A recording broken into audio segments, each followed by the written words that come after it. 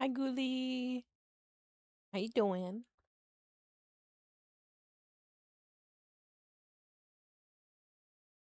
What the heck? Hello.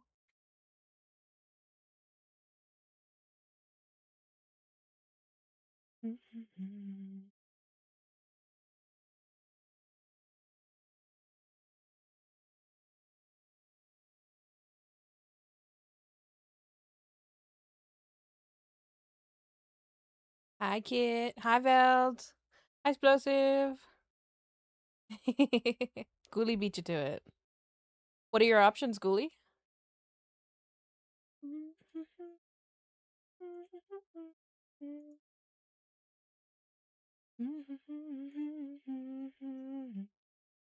Anything? Burger.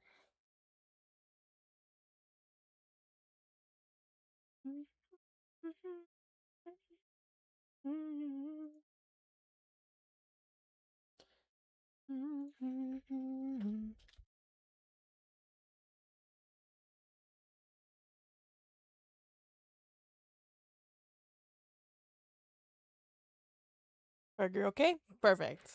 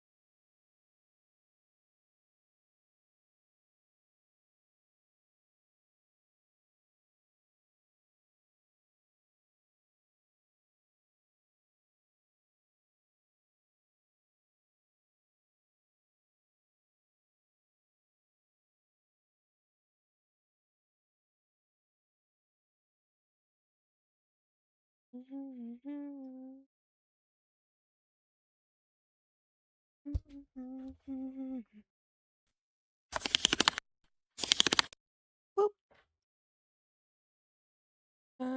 What's planned tonight? I don't know yet. I don't know yet. Oh, hang on, I gotta go over here.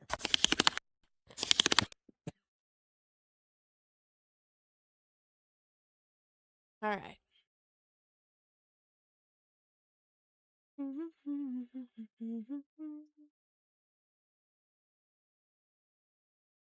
I will block this so we don't end up with an infinity stream.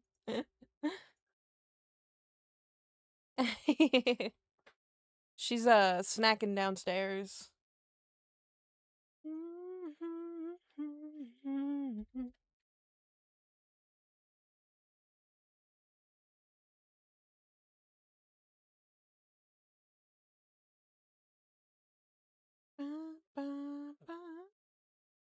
All right, puzzle time. Not connections. Connections comes later. She'll be here. Don't worry. She'll be here.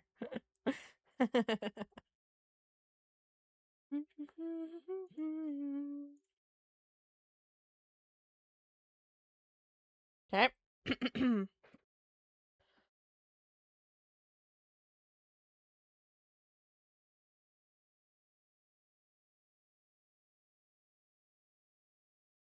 Okay.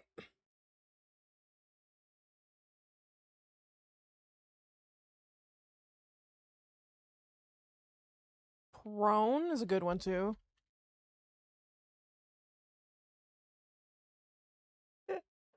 Uh.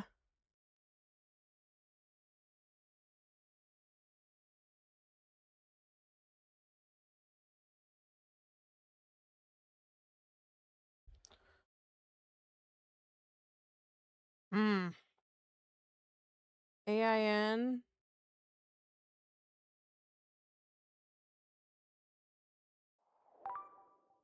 Whoa, potato! Welcome in. How you doing?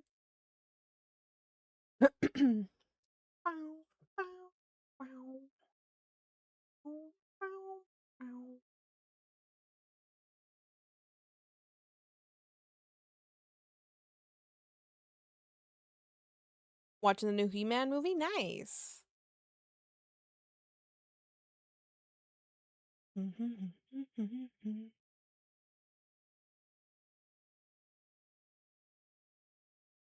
I appreciate you stopping by.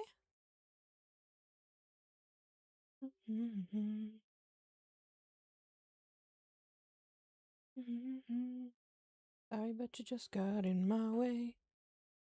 Feel your pain.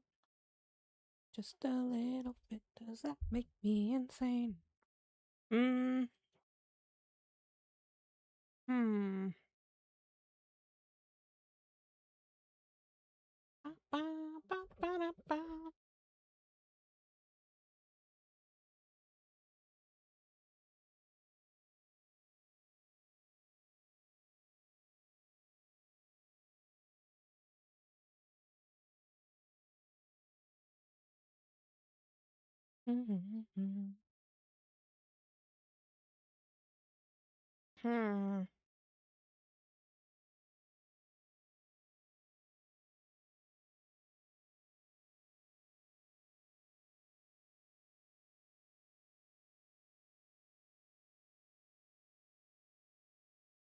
Uh. Hmm. This one's tough. We can't just luck into this like we did the last one. Same since I expired.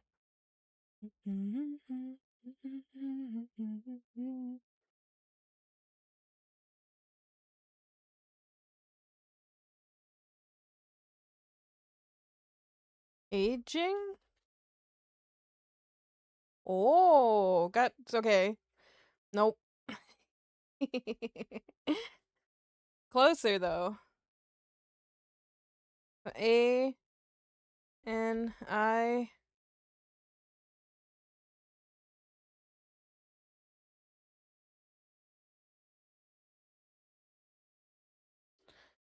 Power to it all of you in entertaining fire.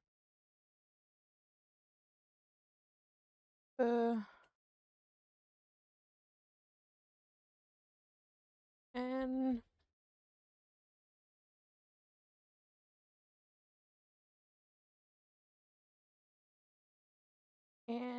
I would say anime if it wasn't missing an E and an M.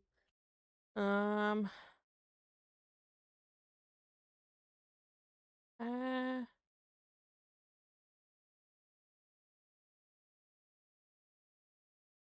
down for the last time.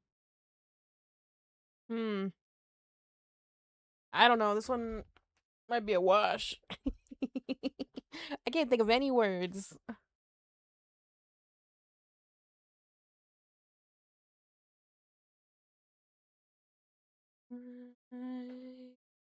I can hear you. All right, let's just do anime. No, it was something on the end. What was it? Avian.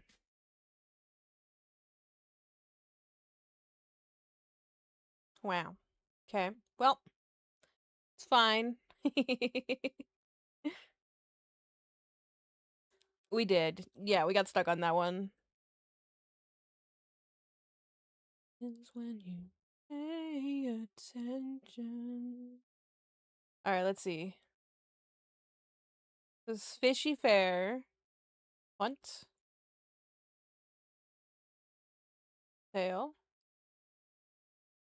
D L P.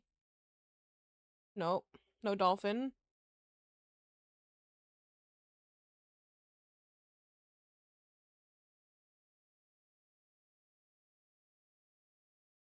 Asses. Let's see. Milk. Oh, hang on. I'm coming in. I'm kind of in the way, aren't I? All right, let me pop over.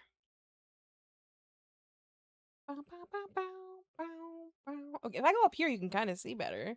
Okay.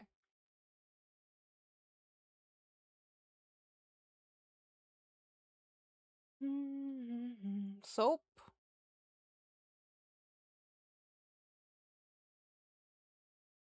Chest. No. Yep.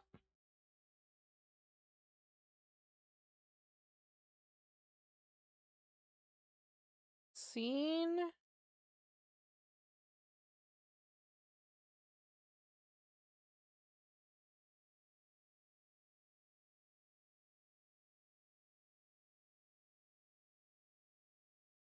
Hey. Pace?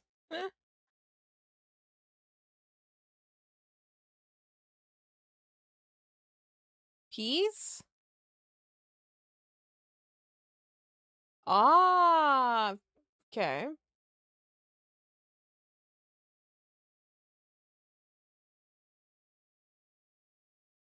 Let's see.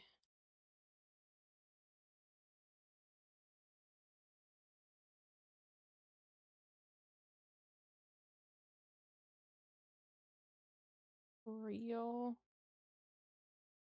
No, something about food.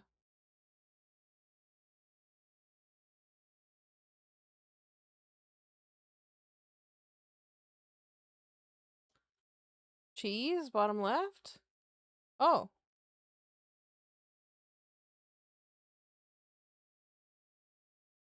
Yes.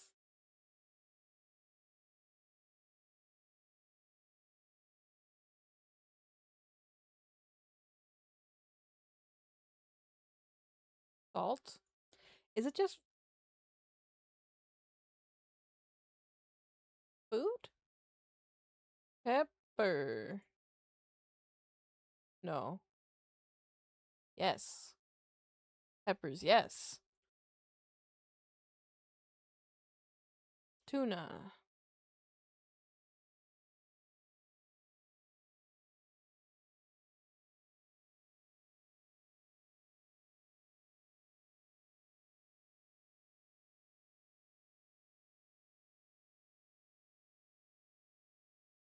Soup? Ah, soup.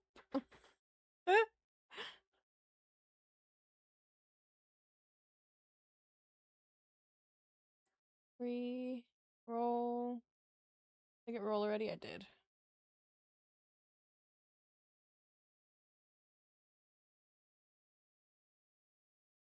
Casserole. Casserole. Ah.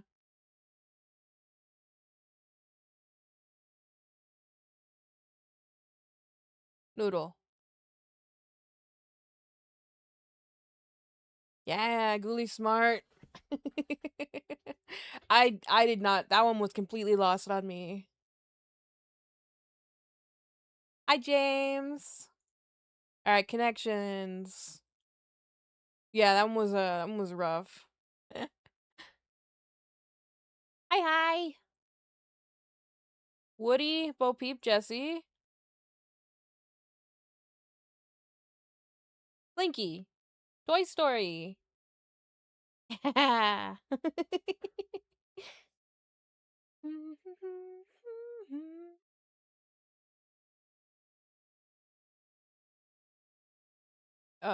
A, B, C, D. The repeating letters. Double A, double B, double C, double D. Ah! Calm, flat, still, yes. Still, glassy. Yes. Undisturbed as water. Still, it's unicycle, trapeze, cannon. We got this one. Circuits equipment. Hell yeah. Alright, well, it's Saturday, so we can do our what was it called? Full circle. Fucked up already. There we go. Okay. Saw, wing, stick, buzz, scream, band. Band and buzz saw. Yeah, we're making up for Wordle, absolutely. Buzz. Emanate you. Band. Wing.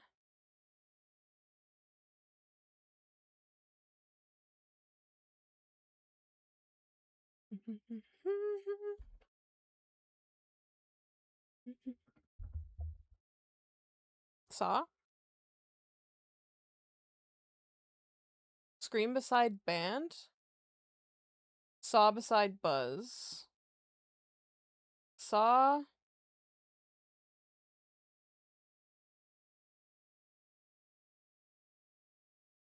Expect you.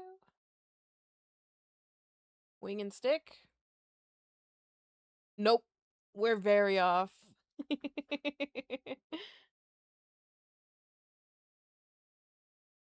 Saw's beside Buzz, yeah. Band and Scream, no. Stick and Wing go together. Band Saw. We just do this. Oh, close. Come so far. Okay, so these three go together. These three go together. Saw and Wing. Yeah. There it is. Band and Wing, group of people. Band and Buzz, type of Saw. Buzz and Scream, alert someone. Scream and Saw, horror movies. I should have got that. Fuck. Saw and Stick, thing a juggler use. That's a stretch. Stick and Wing. Fried app informally. Okay. We like our food today, apparently. Alright, group of people. Type of Saw. To alert someone. Horror movie. Thing a juggler uses. Ball? No. Group of people. Fried appetizer, informal. A horror movie. Thing a juggler uses. An alert.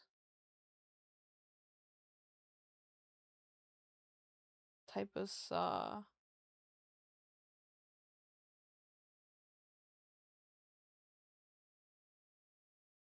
Trying to think. Hmm.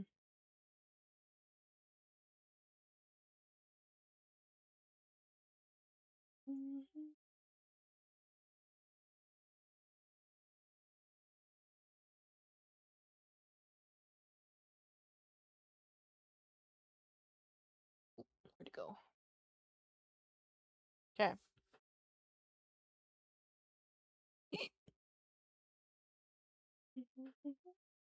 What are appetizers? Chips.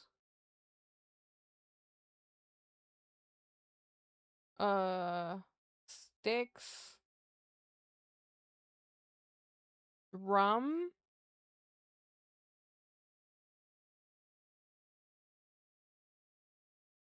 Hmm. Does your husband know the way that the sun wedding band? Ball. I was thinking ball? Like a types of saws. Okay, what are some saws? Hacksaw? Um Jigsaw? Uh Bandsaw?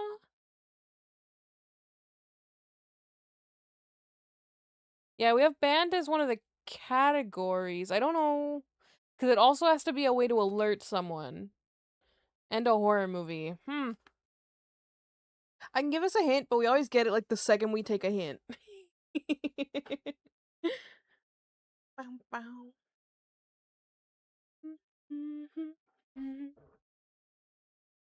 Thing a juggler uses. What do they use? Orange? What do jugglers juggle? Knife?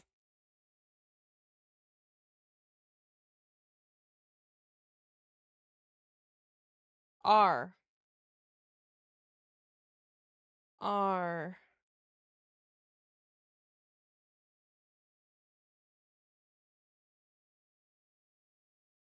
That does not help, actually. Ring? Fuck, you're right. You're right. You're right.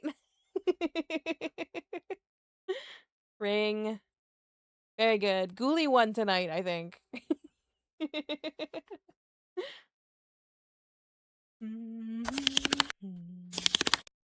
Ghoulie definitely took tonight. Yeah. Yep, yep.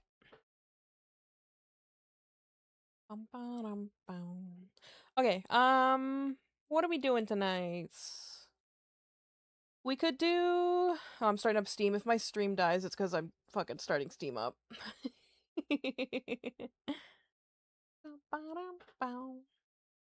Snag and wait for Berg. Nice.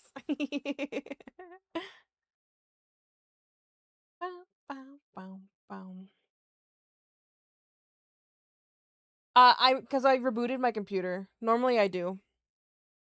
But I had to reboot my computer because my shit wasn't logged in and nothing was working. So.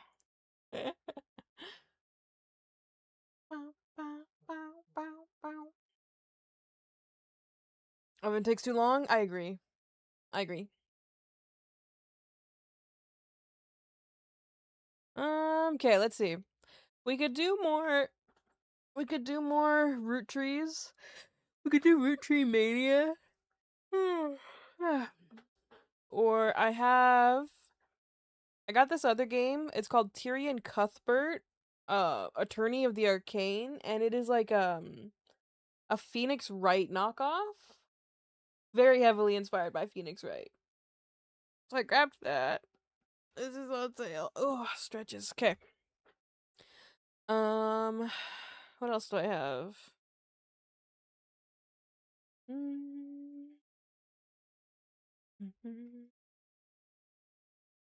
Yeah. No, this is like very, very Phoenix Wrighty.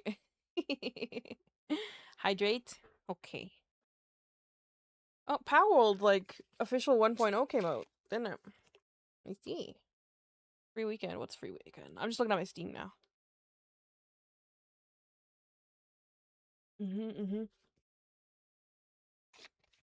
What is this? Unboxathon. Is this just an unboxing game? Might lose the ones that I was killing for. It is an idle game. Okay, well, I'm not gonna play this for stream, but I'll keep that in mind. Next week, bookstore updates? Yes, I already have it installed. Just waiting for it to update. Same with Fields of Mystria. That is coming out 1.0 in a couple weeks. So I'm looking forward to that too. Brand new place and it felt so good. Understood. Okay, we'll do root trees. We'll get root trees started.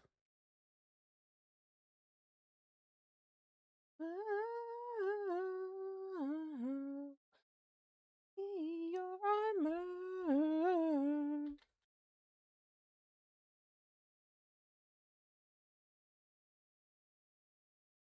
The bookstore after 1.0? Yeah. Definitely. As I curse the books.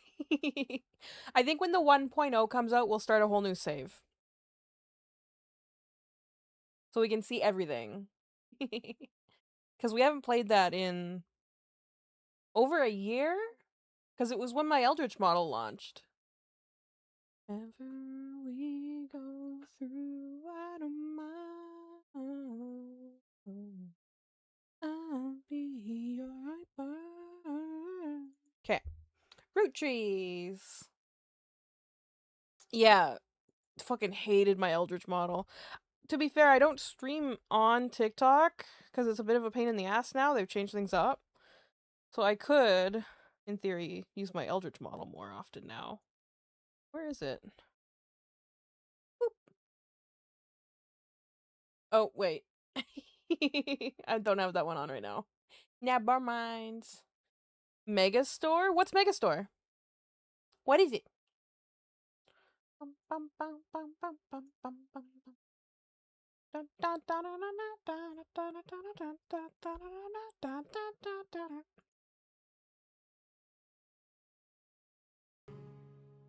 Too pretty? It wasn't too pretty, it's because the booba too big.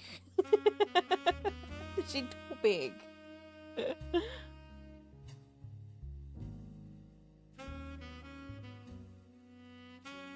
Megastore sim. You start with 1 and slowly expand. Tell it to women on TikTok? Yeah. Let me look it up. Let me look it up. I got Megastore Simulator. Let's see. Okay. I did get Catmail Co., which is just came out this week. I'm classy. I don't know. I mean, I literally just burped as I read that sentence, so.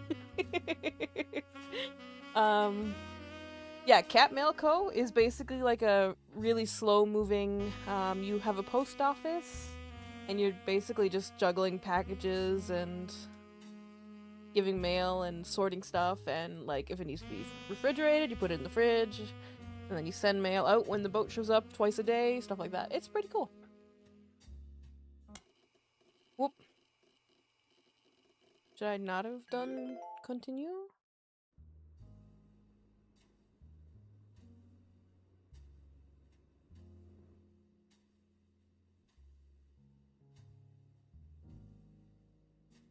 Oh, we got his picture, yeah, okay. I guess, yeah, maybe this is not what we're supposed to do. Hang on.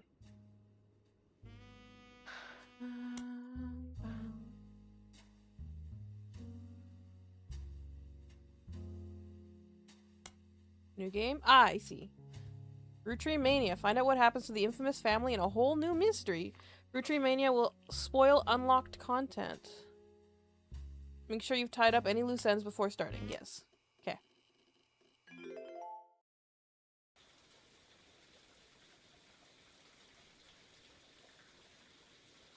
We did big brain the first game. Oh, who are you? I'm Clark. Probably not who you expected to be knocking. Oh shit! It's Clark! You've done well staying anonymous. It took us a while to track you down. It's Clark, the guy who had 3 wives, and was a singer. A lot has happened in the last year. Far too much of it public.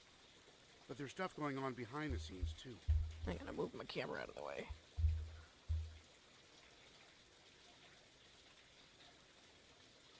I never wanted to be president. I'm not great with stress. With my yeah, that's the one. I'm sorry, I'm rambling. I'm not here for sympathy. I'm here because part of the fallout of Sam's book is that everyone's coming out of the woodwork. Now that it's public knowledge the Clancid Trust covers any root tree despite their history with us, a lot of potential cousins have surfaced. You may have seen that man on the cover of News Time. It was a disaster for us. And then Miracle went and made it all about himself. The long and short of it is, a lot of potential cousins just showed up. Sam's helping some of them, but she's not really going about it the right way. And she's not taking calls from anyone in the family. I let it slip through a mutual friend that I found you, and I was stopping in. It's manipulative, but I'm hoping she'll reach out to you. You can let her know I'm on her side. In the meantime, if you're willing, I can share our files with you. Pass them along to Sam if she reaches out. I'm genuinely hoping she'll realize I'm an ally. Feel free to do your own research. I've been told you enjoy things like this. To each their own. Oh, you got put in jail for scumbag? Get. Ending up in jail, huh? Womp womp. It's a bad word. Okay, so what do we got?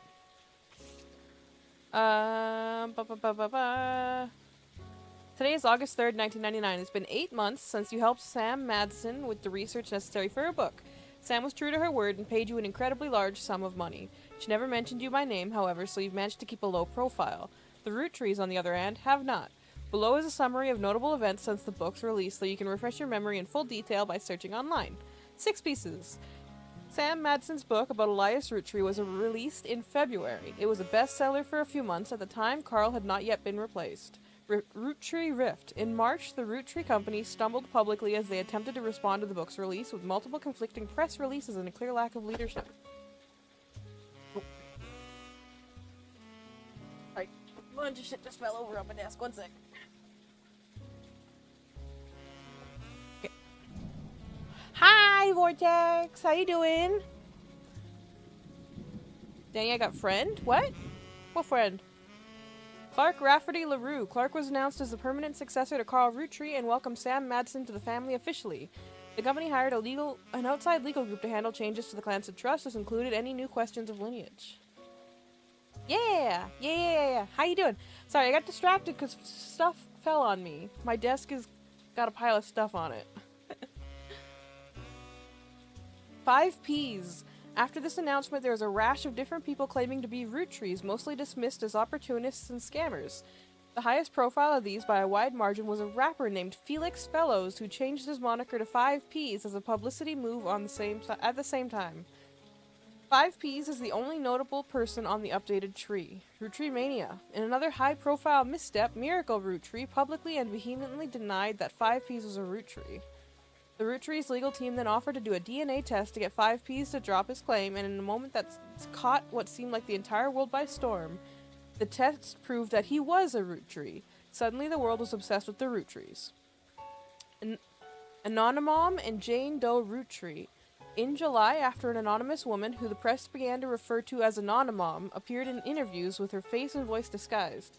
She claimed that an affair with a Roottree led to the birth of her daughter, aka Jane Doe Roottree.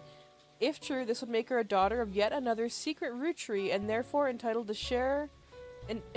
a share of the Clancy Trust. Nobody knew it at the time, but this would turn out to be the last chapter in the Roottree Mania saga. As more and more of Anonymom's story came out, people began to notice how much of it echoed 5 Ps in nearly every significant way. The court of public opinion began to turn, confirming the world's suspicion. The DNA test, orchestrated by lawyers on both sides, proved that her daughter was not a Roottree. This final event caused public disappointment, smugness from doubters, and countless accusations of the entire ordeal being an elaborate hoax or attempt at fraud. Things got a bit ugly, and the fun of Roottree Mania seemed to disappear overnight. Now, a month later, it feels like a distant memory. I'm okay. How are you doing? You staying cool this weekend? Yeah, I'm trying to get my camera into a position where I can read my screen. Actually, I should probably pop it up too. Oh, fuck! Hang on, I fucked it up. I done goofed, hang on. Come back. AC running 24, yeah, same here. It's bad right now. It's, feels like, well, I checked a couple hours ago and it said feels like 44. So it's pretty nasty over here.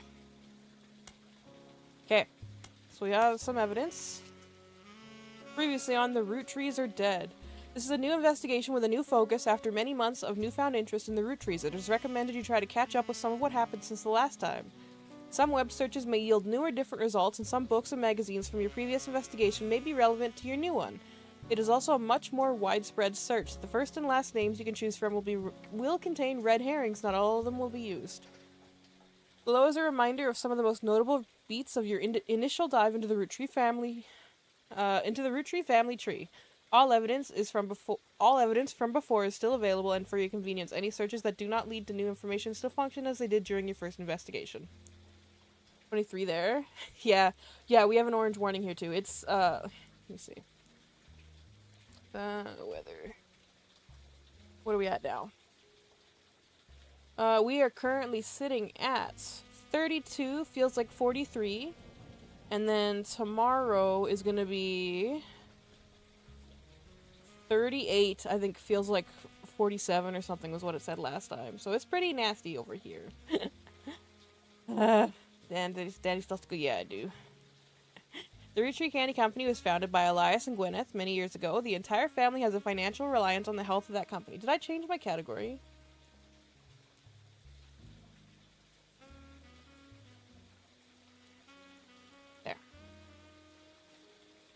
least you're not an open window. True. Sunday, Monday, much worse. Yeah. 35 Tuesday. Yeah. You were in the orange warnings here for storms. Edmonton has gotten so much rain in the past 24 hours. Yeah. Yeah, it's rough right now. We're supposed to apparently get some rain later, maybe? But I don't know, man. It is sunny as hell right now.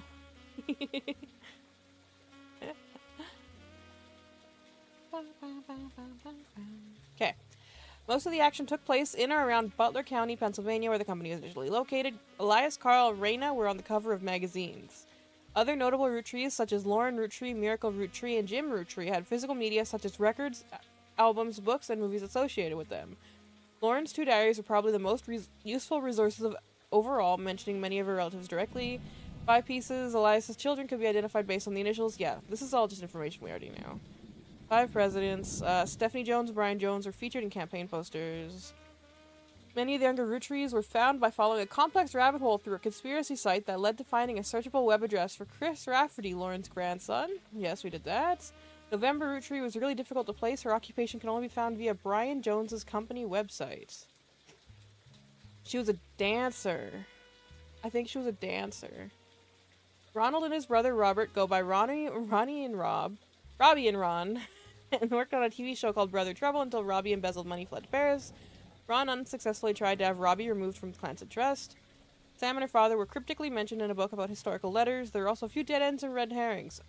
Aloysius Herring Root Tree, red herring root tree, claimed he was a root tree but was not. Family Man, a book about Elias Root Tree, turned out to be propaganda, not useful. We didn't find that. I don't think we found that.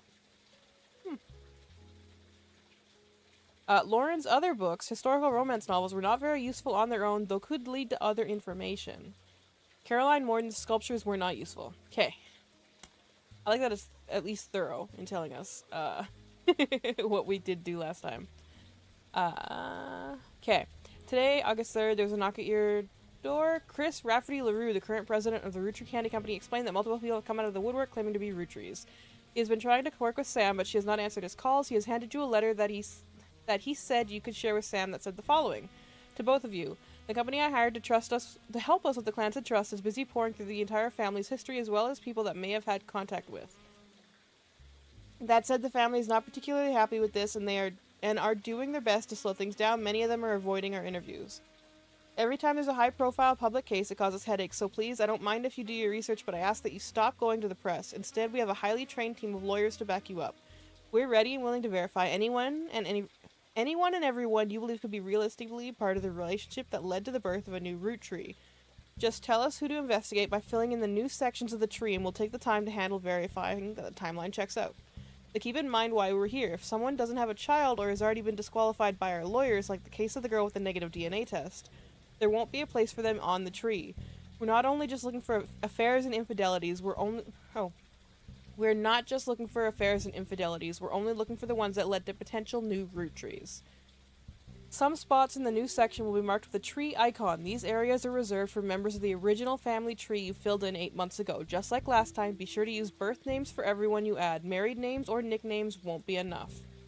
To start sorting out the infidelities, I recommend you turn your eyes to the men in positions of power. I'd love to say that it's only because it would have been a lot harder for the women to hide 9 months of pregnancy and birth without the family noticing, but I can't. I'll be blunt. I'm no stranger to infidelity. I wish I could claim that I was a perfect husband, but you've seen the family tree, so why pretend? Some of us learned how to wield our family name and fortune to our benefit, consequences be damned. I can't change the past or unhurt those who I betrayed. Instead, all I can do is be honest with myself and to you. Refuse to make any more mistakes and do my best to sort out the various messes we've left behind. So please fill in the tree, and together we can figure out how to make amends. Good luck, and thank you both. Clark. Okay. So we... Oh boy.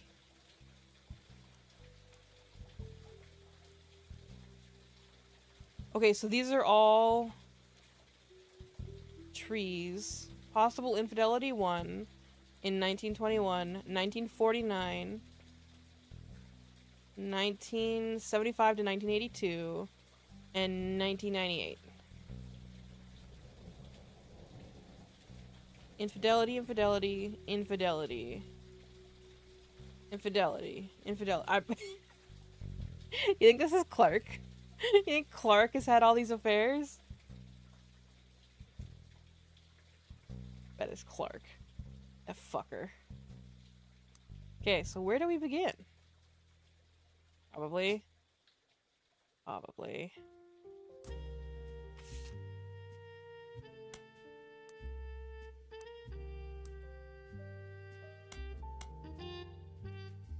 Can't take his picture. You don't like him? No, that's fair. It's very fair. Alright. Dial-up internet.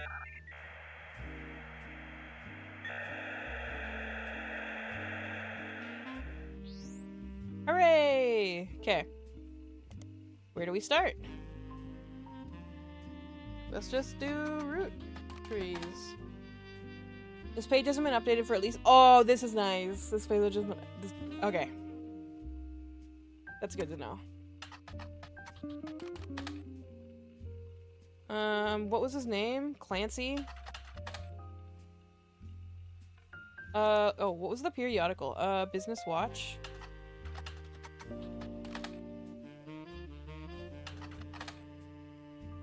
Clark? Fruit tree. Nope. Okay. Where should we start? Clark has— okay, hang on, let's go back to the board. Because we can do this.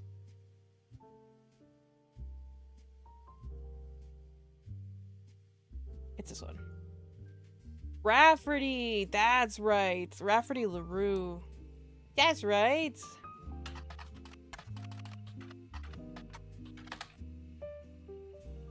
Aha! Okay. Clark Rafferty LaRue is the newest president of the Root Tree Corporation. This does not include Root, which appears to have its own new leadership.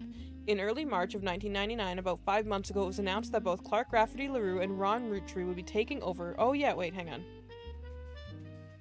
Ron Roottree would be taking over what was essentially dubbed as a transitional period in the aftermath of 6 pieces. I forgot we could do this. Nice. Okay. 2 weeks later, the company released a press statement that thanked Ron for his work, but announced that Clark was now the new permanent president. More of the information about Clark you already knew. Many descriptions of him tend to focus on his advertising career and his mother, Lauren Roottree. Few seem to touch on his complex and volatile marital history. Since taking over, Clark has tried to remain out of the spotlight, but does have one notable foray into public eye. He gained a lot of support when his first move was in the statement in favor of accepting Sam and her family into the trust. Gotta slow down. This also served as an announcement that the Clancy Trust would no longer be handled by anyone in the family, since due to their financial motivation, none of them could ever be impartial. Okay.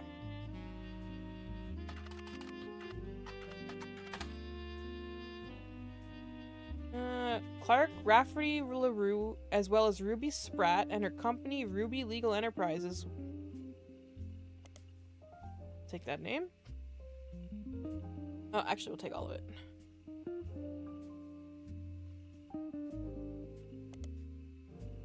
Were featured in Business Watch after the company took over as keepers of the Clancy Trust. There's an article about that process that involves both Clark and Ruby. It seems that Ruby actually approached the Roottrees sometime in late March after the Roottree Rift, but well before Roottree Mania. An accomplished but relatively low-profile lawyer, she offered to work for very little money, so long as she could be a public face to build her reputation. The family quickly jumped on this chance, as many family members often attempted to spend as little as possible to keep their shares of the Clancy Trust as high as possible. After looking over the Clancy Trust more carefully than anyone had in years, Ruby came to the conclusion that the Clancy Edward Roottree's implementation was not legally sound and that there would be constant legal challenges without some modifications. The family decided to put her in charge of the trust, both legally and as a public face, to prevent further issues. Ruby Legal Enterprises has been described as a mix of a law firm and a PR firm. Her first move was a sort of trial run before she was even hired permanently, was to help them draft a public statement accepting Sam into the family and declaring that they'd begin to address the Clancy Trust. This went quite well, and they officially hired her in April. Ruby Legal is now in charge of many financial aspects of the company, including verifying any claims to the Clancy Trust and organizing various charitable causes such as scholarships that have been set up in the name of the deceased. Okay, so Ruby Spratt.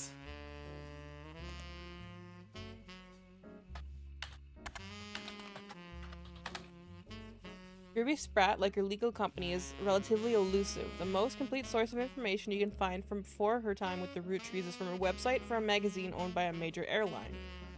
She was the subject of one article from a recurring series about modern-day success stories.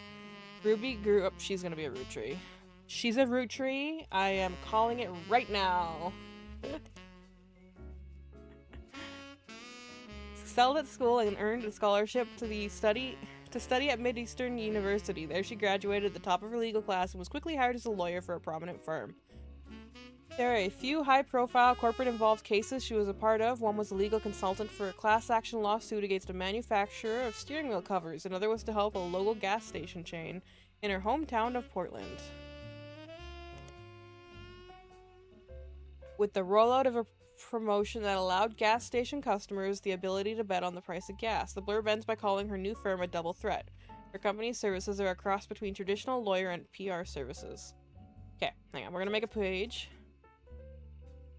Page about Ruby. And then we will reorder. Here. Here. Here. Okay. Bum, bum, bum, bum.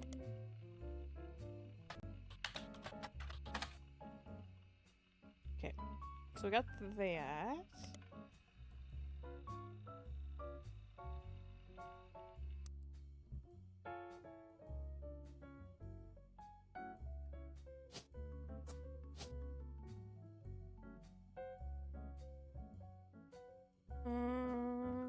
What we're gonna say was I'm just gonna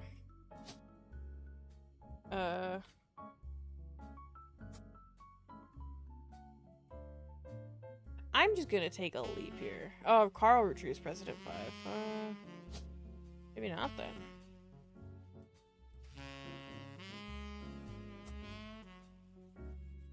I'm just saying. There are 5 possible infidelities on this tree. This is one of Gen 1.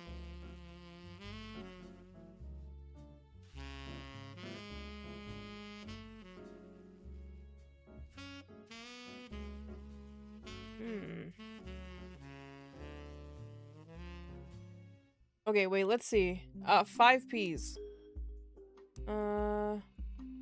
This was, 5 Ps. Whoops. Oh, there we go. Felix Fellows.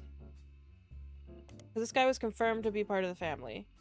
Found some recent radio play after being publicly confirmed as a long-lost root tree and entitled to part of their fortune. His alias 5 Ps is a play on 5 Pieces, an article you find on a website known for particularly harsh reviews of modern music, gives his most recent album, Root of All Evil, 1 star out of 7 for whatever reason, with the headline, "More of a poser than my action figure collection." The review mentions his real name is David and used to go by Dirty Davy. Yeah. Okay. Also, we have a periodical about music, so we'll check that one after too. The author rues the fact that this rebranding was a blatant marketing stunt at the expense of his mother's tragic past. She overdosed when he was 16. We'll do... Whoops. Here. 5 Ps.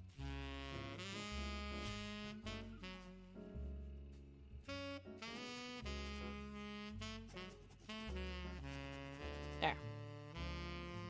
One of the only songs on the new album... Only one of the songs on the album is new and the others were simply rewritten to turn blatant references to sex, drugs, and violence into clumsy euphemisms. Rise to prominence was kickstarted when he appeared in a few months ago in the cover of Noose Time. Okay, we're gonna take that. Holding a photo of his mother with Guy Hudson. Hang on.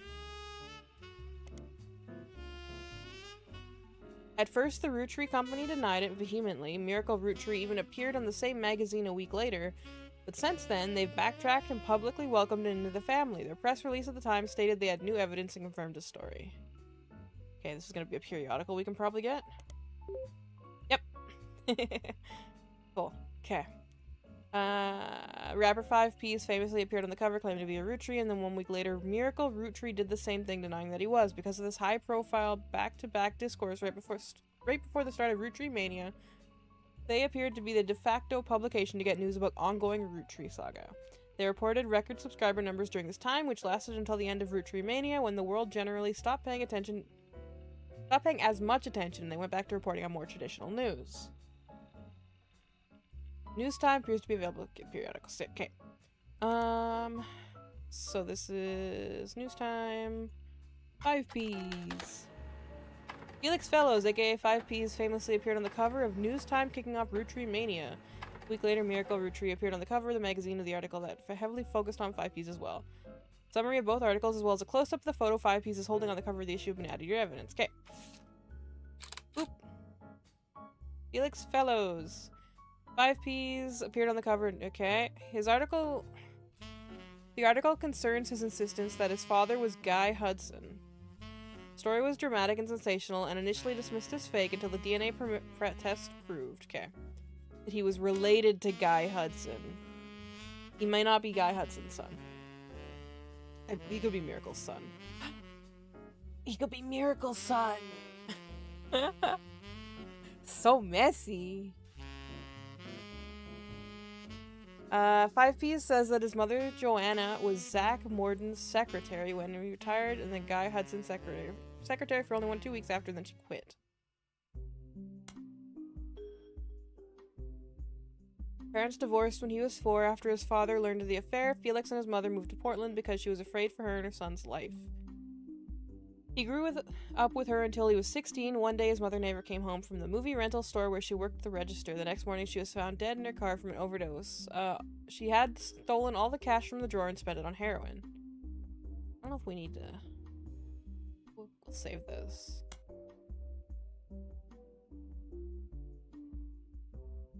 Felix went through her belongings. The only thing he had to remember her by was a hairbrush she always used, some photos, and a stuffed animal from her childhood. Seems like it could be important. Well, no, because she's not a root tree.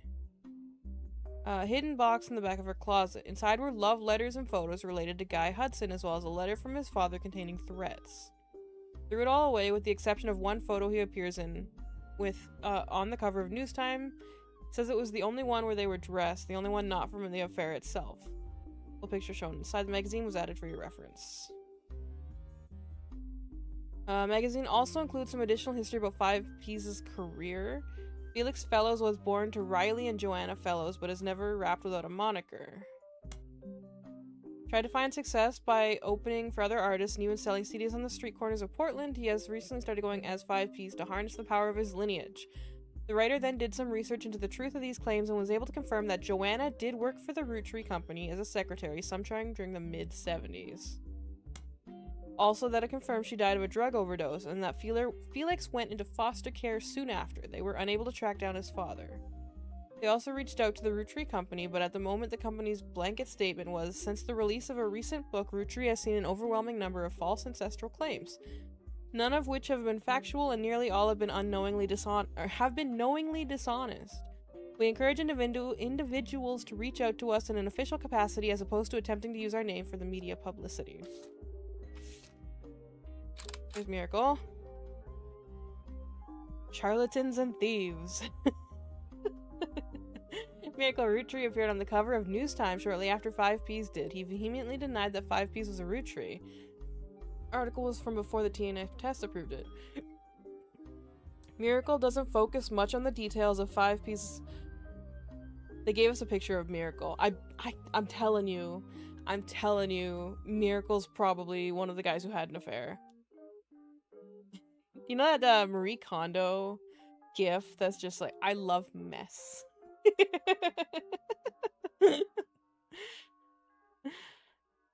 Instead, he comes across as exhausted at the events that have been going on behind the scenes, as well as the character of those he feels are attacking his family. Starts with 6 piece content. Says that although the book was based in fact, it left out anything that wouldn't fit the agenda. He points out that Sam's daughter still earns a generous salary for overseeing the farm division of Root Tree, and that Sam did the same before her. Sam's family was not destitute, and that really it was only her son who chose to take on a job with no salary. He claims that though they didn't have to, the family helped pay for her son's medical bills after voting that it was the right thing to do. Miracle also says that the story about his father, Elias, shunning EC was one-sided, leaving out that Edward Clancy's blamed in the whole thing. Elias gave him a simple ultimatum: stop sinning or be disowned. Miracle says that it was EC's own choice and that Elias allowing him to earn food and shelter on the company's dime was a kindness, especially considering that he and John continued to live together. Miracle then pivots to the fallout from the 6 pieces. He recounts a deluge of claims to the Clancy Trust that the family have been subjected to. He doesn't cite any specifics, but he says that every time someone comes forward, the family devolves into arguments. They've had to hire an outside legal team to help, but so far every case has been demonstrably, laughably false. All they do is tarnish his family's reputation. He focuses on 5Ps, who appears on News Time before him. He calls him a grifter and a delinquent and says he's using their name and products to sell filth to the masses. He says this is the most dangerous because it exposes the world to hatred. He cites 5Ps' lyrics as violent, sexist, and ungodly and prays the boy will repent and retract his lies and find religion. Oh, so many words! Lastly, he returns to the future. Miracle states that those that wish to hear the true story can join him on his farewell tour this upcoming fall. The Miracle's Root Tree are planning on touring at the country's churches one last time, and that now at 71, Miracle is the oldest living root tree. Welly plans to continue preaching at his own church in Butler County after the tour. This is your last chance to hear the truth from a man with the most complete recollection of one of America's most notable families in your hometown. The article mentions that Miracle's son, Miracle Jr., did not wish to comment and has a statement from Clark Rafferty LaRue through the Root Trees law firm.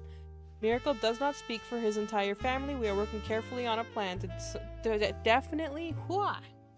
definitely disprove any claims of infidelity in our family's past. The article also does not refute Miracle's claim that he is the oldest living root tree, despite Sam Madsen being born the year before him.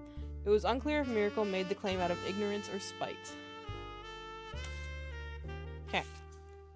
And this is Guy Hudson and Joanna. Okay. Okay, tree. It was in the 70s.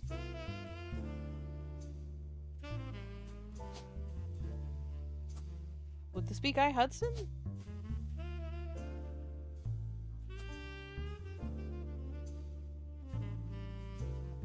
Oh my god, he could be any of these.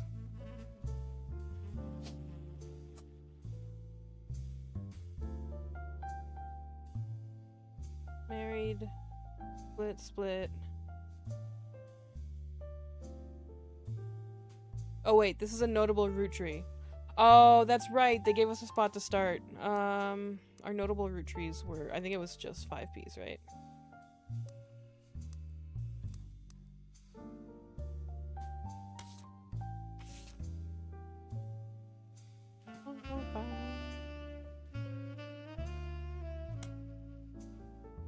Yeah, 5Ps is our notable root tree because they gave us a starting point, which is nice.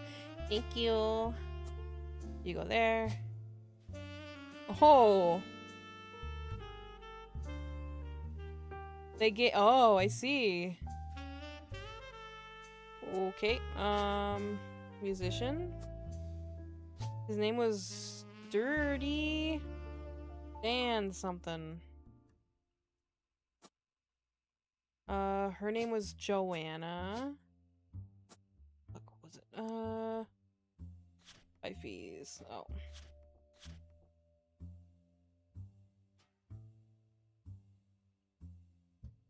Dun, dun, dun, dun.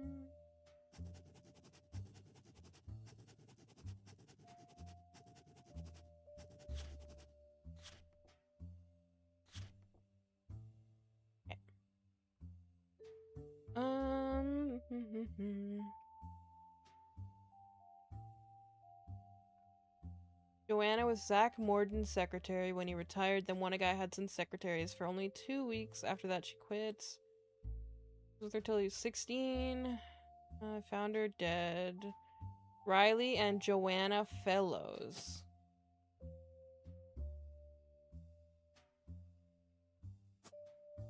So his name...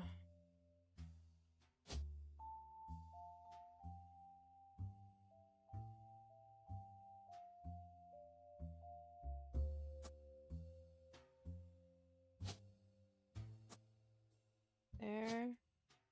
His last name is Fellows. Oh, that's nice. We can like half enter them in. That's good. That's good. Okay. It was like Dan or something. Let's see. Dirty Davy.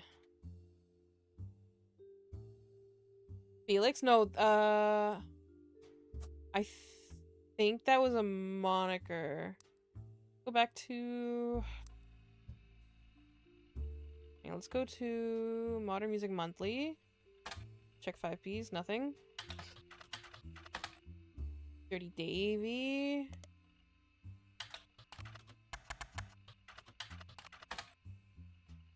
Was it spelled weird? I think it might have been spelled weird. Dirty Davy. Here it is. According to fan sites, Felix Fellows is not 5P's actual name. His birth name was David. Actually, we'll just highlight the whole thing. Dirty Davy was 5P's previous stage name. He used to sell records and perform live shows in Portland under that name. There are some people selling his old mixtapes on auction sites. One is apparently called Dirty Devil and Dirt Poor.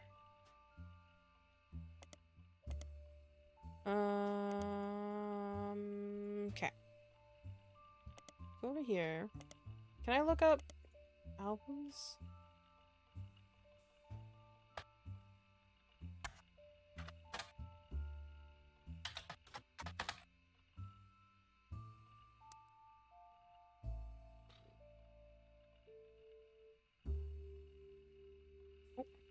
Dirty Devil is 5P's first mixtape, released as Dirty Davy from early 90s. There's discrepancies and debates about what year exactly it was released based on some of the pop culture references, with the range thought to be somewhere between 92 and 94.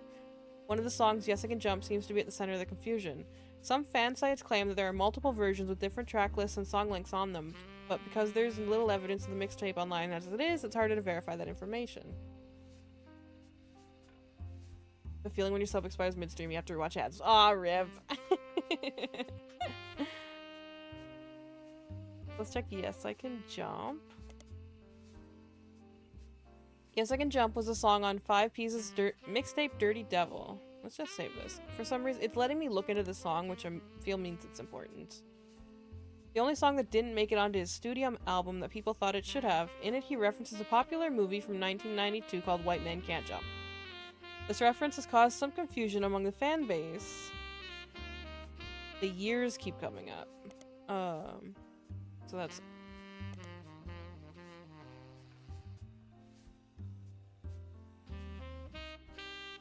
Like this.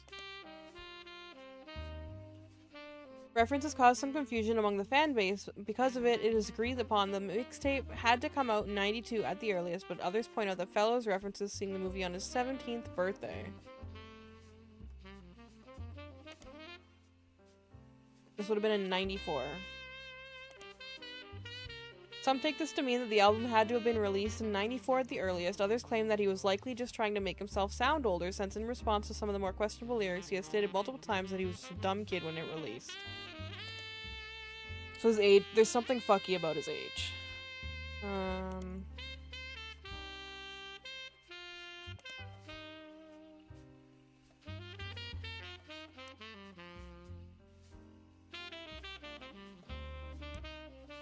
Okay. So his name was David? David Fellows.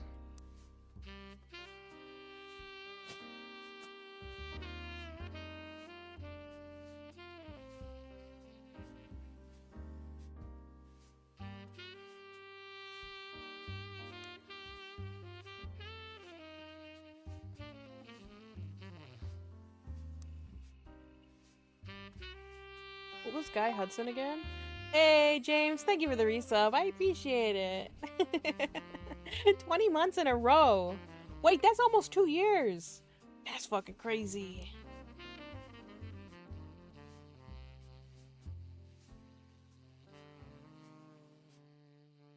Just so many years. Where is he? This guy.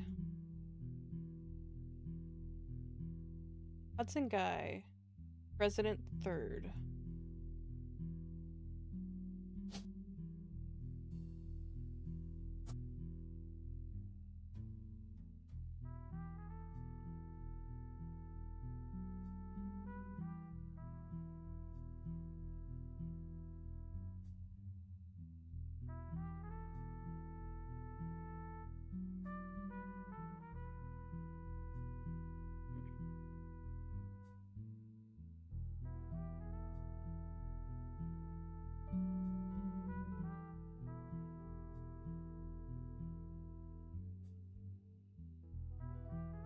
Family tree update in 1998.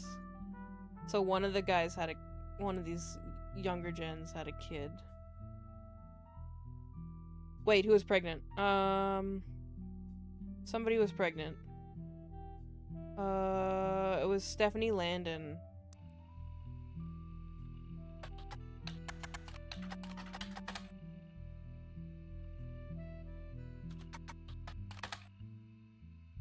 Was she in, one of these? Butler County Times. Okay. Stephanie Jones.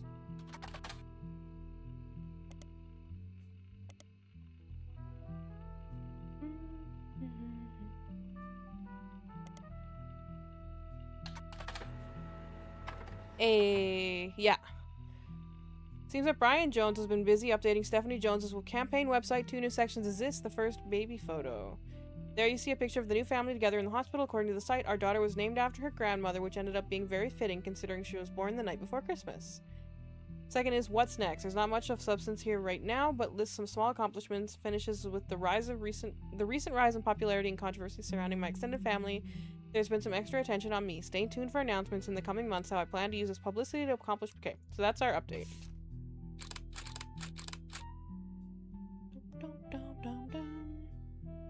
Oh, did it give the name? No, it didn't give the name. But that's good.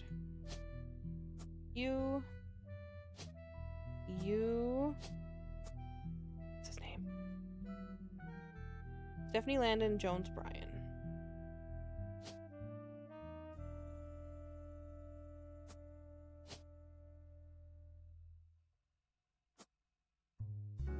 Okay. Politician. And then this is named after her grandmother. Be Jones. And occupation is baby.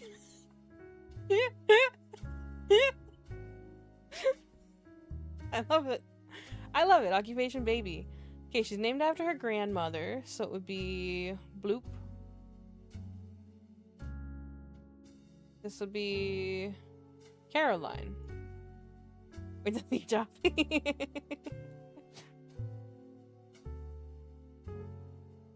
Carol? Like Christmas Carol? Yeah!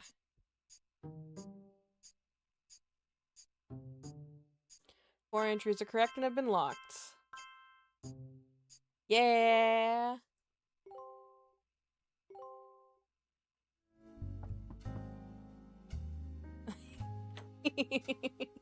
Has Clark reached out to you? Well, let me give you a short history lesson about the last few months of my life. Yeah!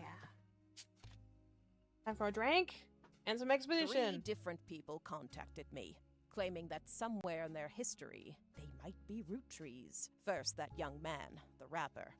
I ignored that one. He seemed dubious. But then I saw the news. I felt terrible. So I began helping the others. Because my doubts with Felix were so misfounded, I ended up putting too much faith in the second person that approached me. I went to the media prematurely. I admit my mistake there, but the third person who contacted me also had a credible case. Before I could help, the company got to them somehow. The fact that the family silenced them doesn't seem to fill me with hope when it comes to Clark's intentions. But you're making progress based on the leads he gave you. It's really hard for me to get a read on him. I'll let you handle it. I've sent you the case I've been working on, and some company records I managed to track down. The records are quite dense, but hopefully they're useful. Good luck. Dense. Oh, 7 new pieces of evidence? Okay. Alright, let's grab these pictures first. Photo given to you by Sam Madsen. Okay, hang on. Let's, Is 5Ps done? Are we done with 5Ps now?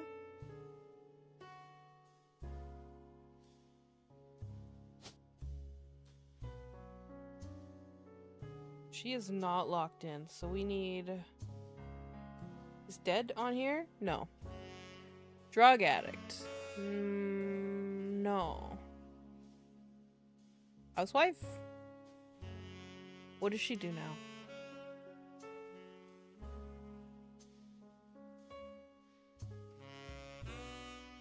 Ah, she worked at a movie rental store. Cashier. Or... There it is. Okay. Okay, we'll keep him up for now.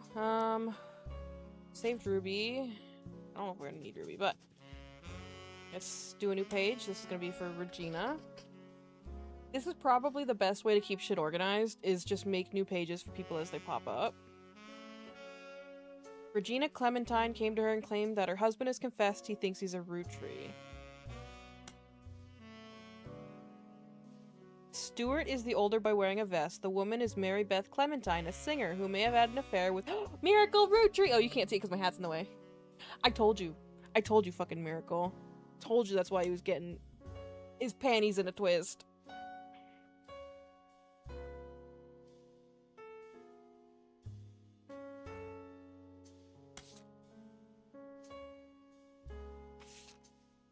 Okay.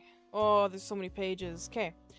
You were given some partial staff records to cross-reference by Sam Madsen. These records are based on old tax mailings for information and only detail the employees that work directly for a root tree or their corporate office. The many laborers on their farm and in factories are not listed. You're not sure how helpful it will be except for cross-referencing guys' secretaries and visits overseas. Spider-searching people just because they are listed in these books will likely be very time-consuming and a waste of your time. Okay. This is just names. In 1977, it was announced that Zach would be retiring and Guy would be taking over at the start of 1978. Okay, so we'll take that. We'll just make a page about Guy.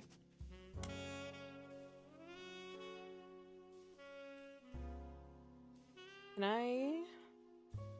Oh, I can. Okay, so Guy Hudson had 5 Ps. Put page 1 at the top. Guy Hudson and 5 Ps are connected. So I like how what would you say?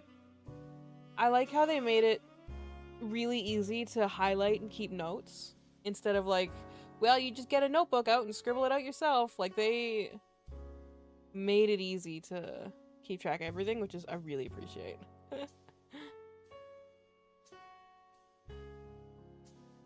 Okay, let's see. Let's go back to page 1. Nothing here. So 1997, and it was announced that Zach would be retiring, Guy would be taking over at 78. Like this. 78, Guy Hudson took over. Began a particularly volatile period in the company's staffing. Many travel expenses were listed and Guy began to develop new 5-piece flavors. This is gonna be such a pain in the ass. Oh my god. We gotta pour through his expenses! Oh no. Oh, there's the caviar flavor. I remember that being a big failure. New employees didn't stick around long. Following changes were recorded.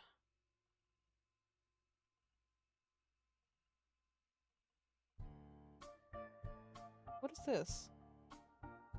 What is Grandorf Dove? For $250,000? This feels like a... The Grandorf School for the Deaf, formerly Grandorf Dove, is located an hour from where the Root Tree office is. Okay, so this is probably one of his children. Make a new page.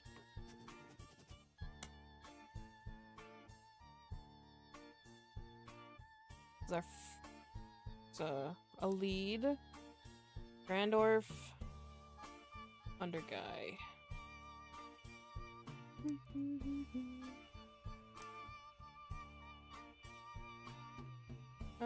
About an hour from where the Root Tree office used to be in Butler County. I'm guessing he has a child, an affair child, who attends here. Was formerly named Grandorf Dove between 23 and 90 because Grandorf was the last name of the founder and Dove is a Spanish word for deaf.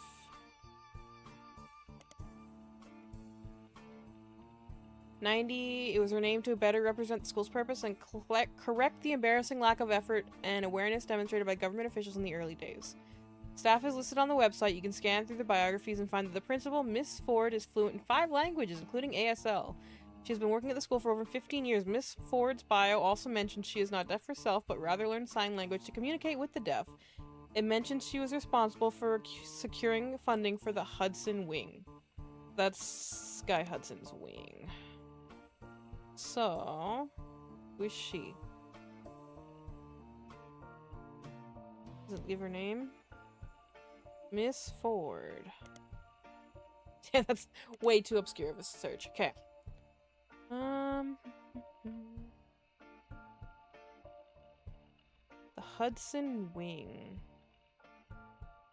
Can I just let me search it? Just let me search it.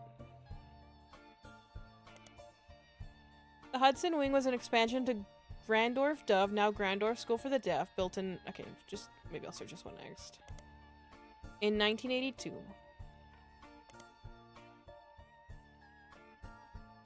Grab all of it. Got this. It's a separate, much smaller building, half a block from the main campus, and operates as a smaller, independent school that offers free ASL courses for the family members, friends, and caretakers of deaf children. According to the site, they got their name after President and Root Tree Company generously donated $250,000 towards construction of the building. There's also a very vague history section that you can somewhat fill in with details from the other information you've seen about the school. It mentions that the donation came in at the assistance of an employee at Root Tree at the time. It mentions that she learned ASL from the main school before the Hudson Wing even existed to surprise her future husband, who was also deaf. After realizing how useful a service like this could be to non-deaf people that wish to better serve those with hearing issues, he convinced Root Tree management to invest in the school.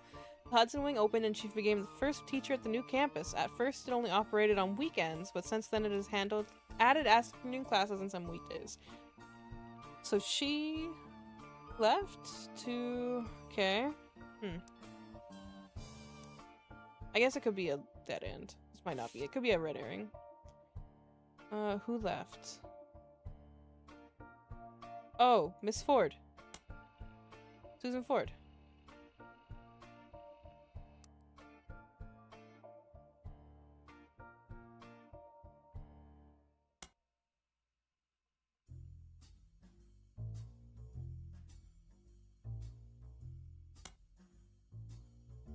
Guy Hudson died May 1982, so the first few months...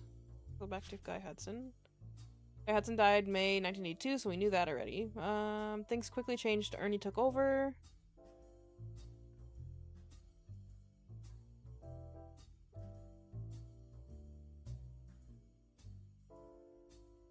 don't know if I need that. Okay. There's a big list. Flavor development, sugar plum, strawberry, zigua, butterscotch, caviar, New Year's Eve ball, Fred Gleason 50-year anniversary work bonus, $50,000, Root clothing reimbursement, Carl Root Tree, $1 million.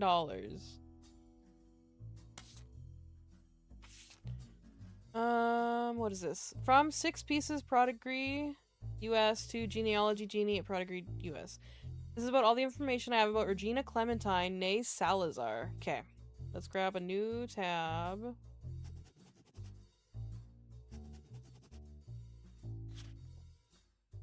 Oh wait, I already have a Regina tab. Never mind. Just put that back down there.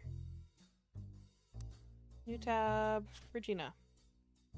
Regina Clementine Ney Salazar.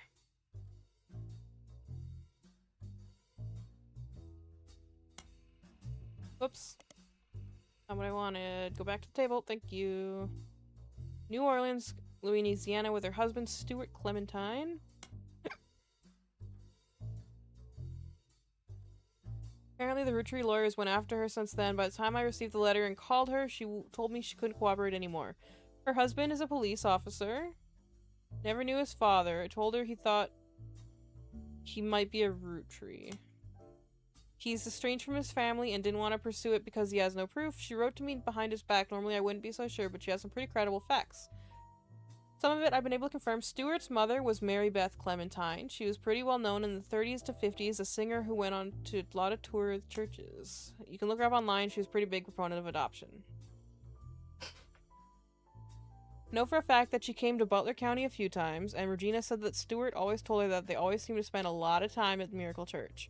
Sent me a photo to prove that she says she is who she says she is. I've attached this to this email. Sam Madsen, 6 Pieces Unwrapping America's Sweetest Family, out now. Let's check this. Please consider saving a tree and not printing this email.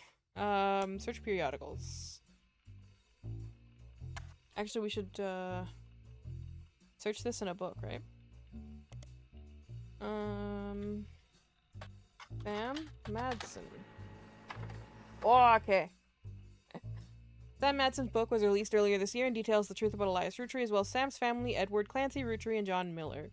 He helped verify his story, so much of the book's contents are familiar to you.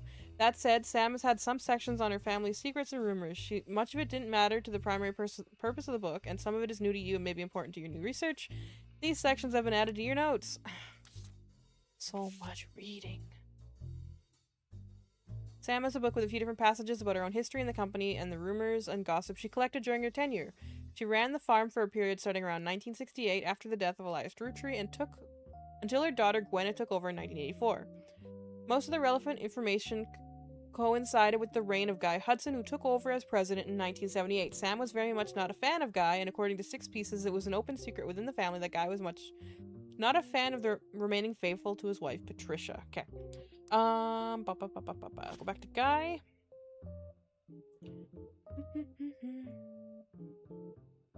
Guy and his wife, Patricia. Many of the hires at the time were young single women, and Guy often spent a lavish amount of money on private parties. This was 20 years ago, and Sam warns that most of it is hearsay. Still, you find the following information that may be relevant. One of Sam's supervisors was named Elizabeth. Elizabeth had a daughter who Sam never met, but worked as one of Guy's secretaries. According to Elizabeth, a caterer from a local restaurant called Antonelli's met her daughter at one of Guy's parties, and they eloped quickly due to a pregnancy. Elizabeth wasn't aware that the party was for swingers. Rumor has it that the daughter showed up with Guy and didn't seem comfortable switching partners. Okay. Huh.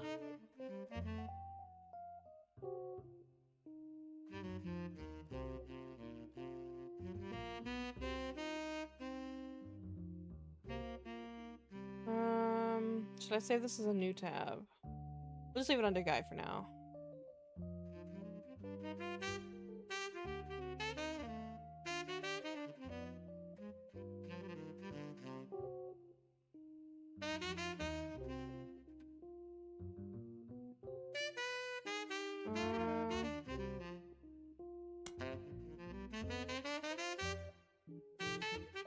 Guy's main positive contribution to the company involved expanding to market previously untapped by the Rootery.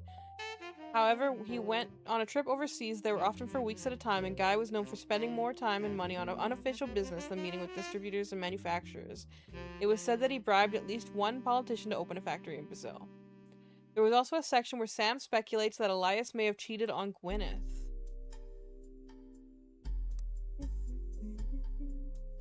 What I thought. Oh, I don't need to keep adding these goddamn pages. Okay. Elias Rootery.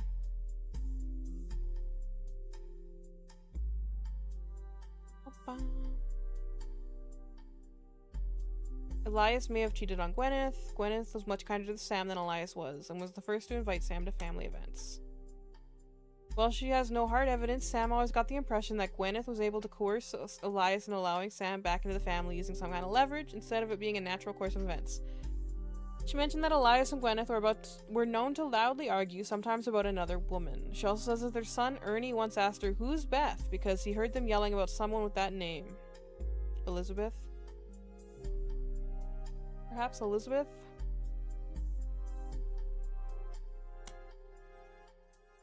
As far as Sam knows, Elias once had a secretary named Elizabeth, a different Elizabeth than the supervisor at the farm. Oh, different Elizabeth. But she never met her. Okay. So we got a lot of stuff here. Let's go back to our tree. So let's say this is Miracle. And this is Elias.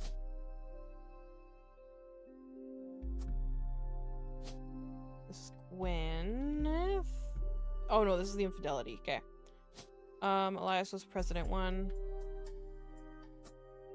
You are church? What is it? Priest, pastor, preacher.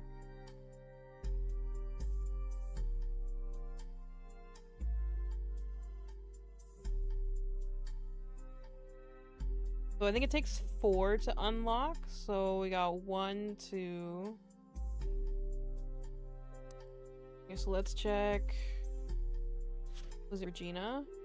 Regina Clementine came to her and claimed that her husband has confessed he thinks he's a root tree. Stuart is the older boy wearing a vest. The woman in the photo is Mary Beth Clementine, singer who may have had an affair with Miracle Root Tree. So it is her, Mary Beth Clementine, singer, musician. What was her husband? Oh, Regina Clementine née Salazar.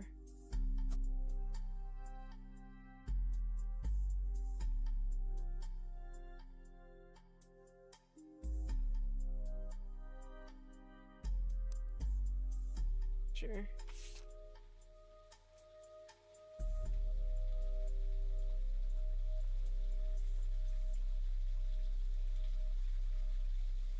Stuart is the older boy in a vest.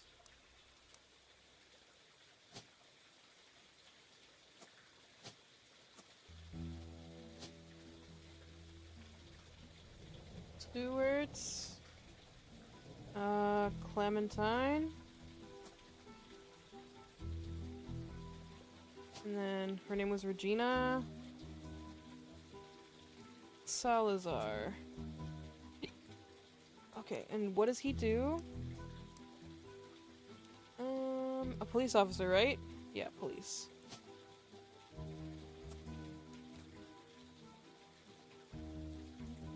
What if I go Stuart Clementine? Clementine isn't that popular of a last name, and you managed to find Stuart Clementine listed as one of many names on an emergency services website in New Orleans. Seems he is a police officer. He has no web presence. Okay, but his mother was a singer, so she would have periodical, perhaps. Mary Beth Clementine is reviewed and advertised many times in Modern Music Monthly, but the most popular recording was a release of her cover, He's Got the Whole World in His Hands. It was released under the label New Edison. Modern Music Monthly had a very positive review of her cover, and the writer complimented her voice and the tone of her guitar.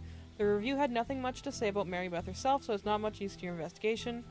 There were some other Mary Beth Clementine releases that appeared over the years. One of them was The Old Rugged Cross, which is the only song that was advertised but not reviewed. Wait, not highlight. Undo this. Search it. Search, search, search. Popular hymn that has been covered by many, many artists. You won't find much relevant info. Okay, never mind. Label New Edison. New Edison is a small record label based in Los Angeles that existed for a few years in the 40s. It raced to release cover records of songs that were gaining popularity. According to the website about the history of recorded sound, it was named after its founders, Sterling Edison. Biggest claim to fame is being sued by the estate of Thomas Edison in Edison Records versus Edsel. You may find a few references to New Edison and Mary Beth Clementine on sites about old records. One collector says that the Holy Grail is a re-release of the old rugged cross, and says that the first edition was originally published before she legally changed her name. Another site claims that the police had to be called to New Edison Records after its owner, Sterling Edison, got into a physical altercation in public, leading to a divorce.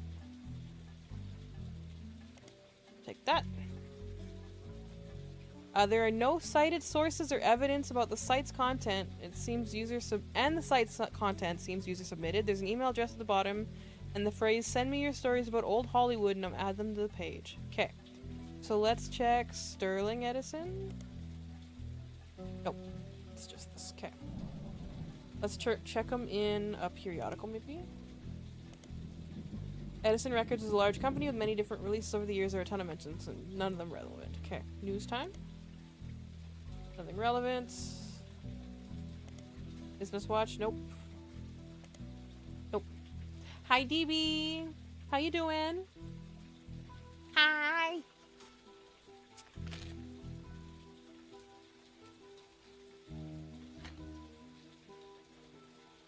I'm okay.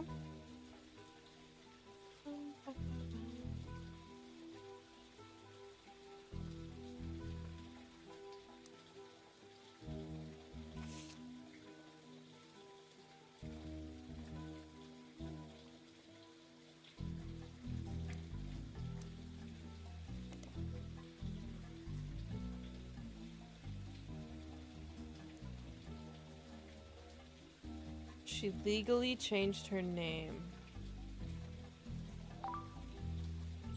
Hey, thank you for the resub. I appreciate it. Have you already, Danny Equal Funny Streamer? Aw, thank you.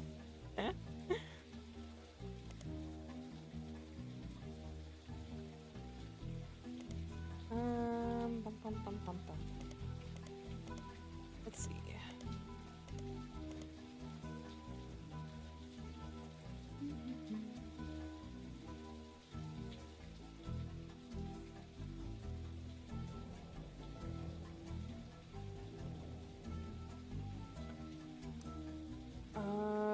Oh, wait. No. Salazar was his wife.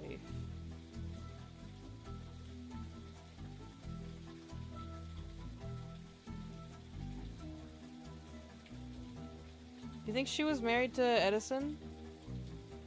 Do you think it was Mary Beth Edison?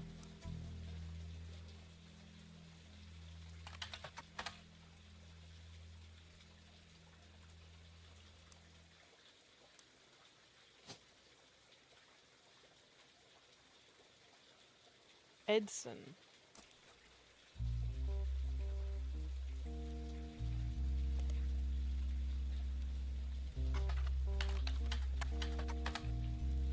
No. It's a good guess. I'm not gonna give up on that news that he was... It is Edison.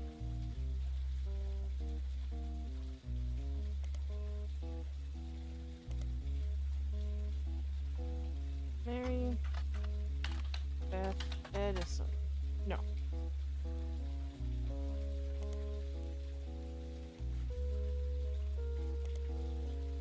Charlotte, maybe? Nope. Okay, that might be a dead end then.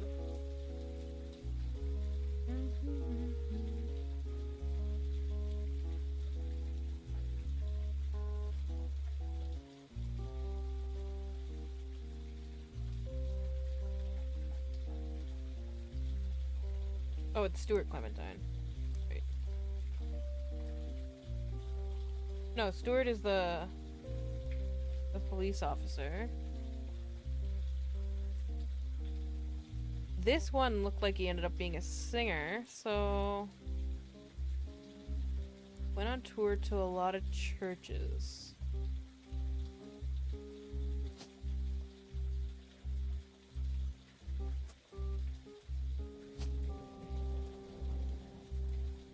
What if that guy's her husband? We'll see. What else do we got?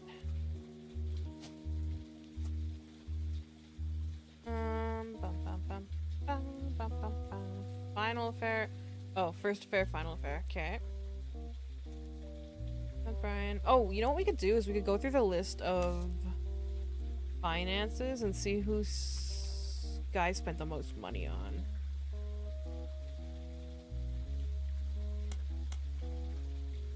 From 75.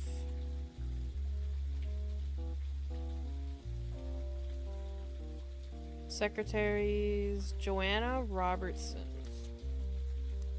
Oh. Oh. Right there. Probably her. Have I eaten? I did eat. I eated right before stream. Eated. I ate before stream. I got some smokies. I threw them in the air fryer.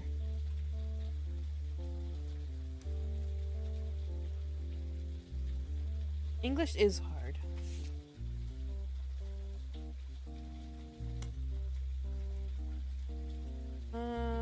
Secretaries. Christine Farrow hired. Joanna Robertson no longer listed among secretaries. Joanna Fellows has been added to the list. Joanna Fellows and Beth Knox are no longer employed. Christine Farrow no longer listed among secretaries. Christine Garland has been hired.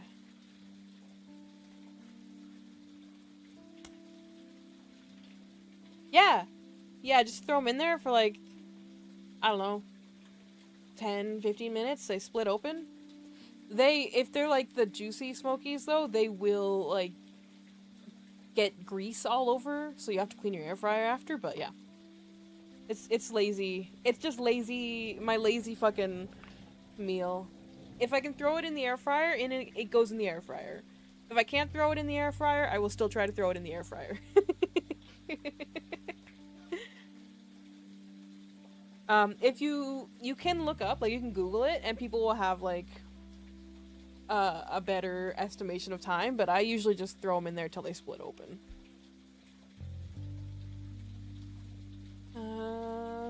Edward Roottree, Lloyd Carpenter no longer employed, Albert Cross, Fred Cross no longer employed. Secretaries, Christine Garland, Beatrice Watts, and Corinne Schwartz.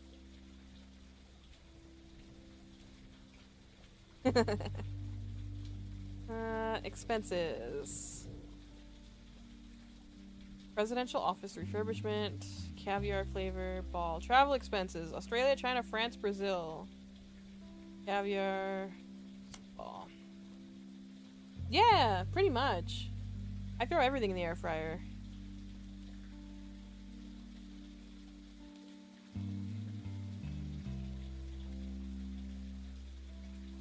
Strawberry. Do any of these like stand out?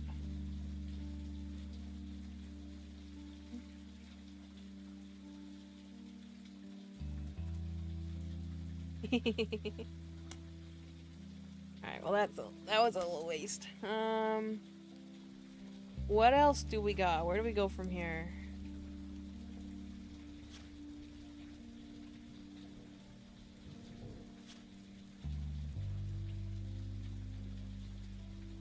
Beth.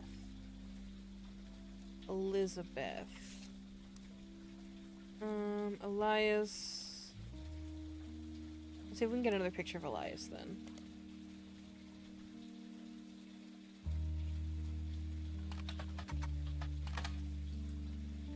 No. Dun, dun, dun. Elias and Gwyneth Roottree were never really celebrities, but the general public's perception of them as classic faces associated with the Roottree Candy Company has always been somewhat high regards. This is a new page, because it says that there's an older version available, which means this is some new information on here. Since 6 Pieces, the candy company has been much less of an emphasis on Elias as a historical brand-connected figure, but there have been those who argued that it was his right to decide how to split the inheritance and that he did nothing wrong.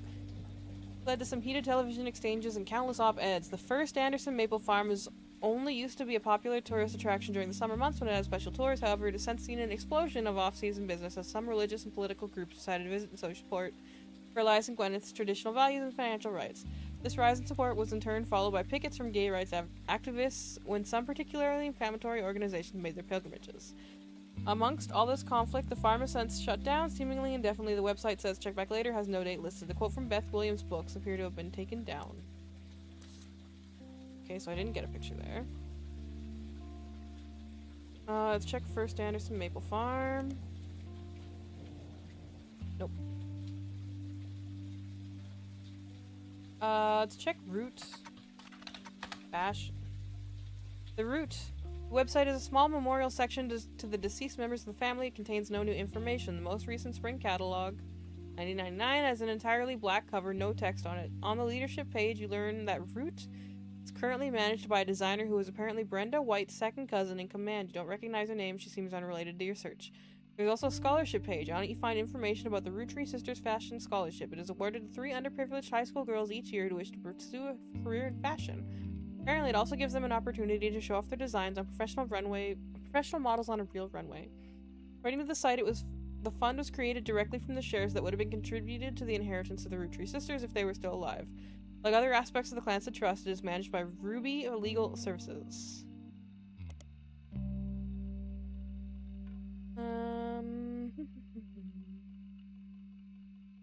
Ruby Legal Enterprises is the name of the law firm that has been hired by the Rootry Candy Company. The company is named after the head lawyer, Ruby Spratt. You can't find much about the company, but from before this year, although the articles all tell the same tale. After the fiasco of 6 pieces and the revelation of the Rootry's internal law group was complicit in such a cover-up, they hired outside counsel. Ruby Enterprises Group now seems to have ties to multiple aspects of the Rootry Corporation, including the Candy Company and Root. There was recently a new... Okay, so this is probably gonna be... Where's Ruby? Right here. I like this.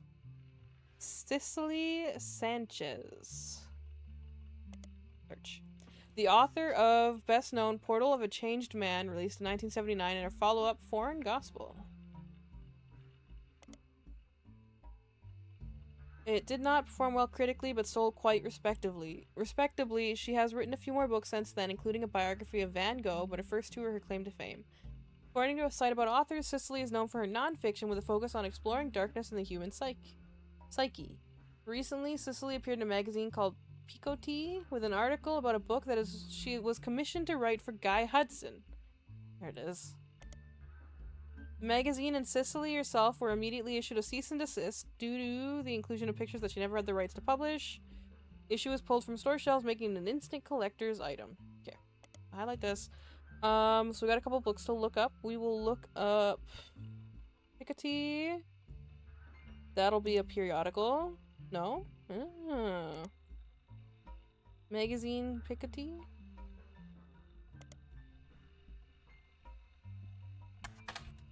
Okay, never mind.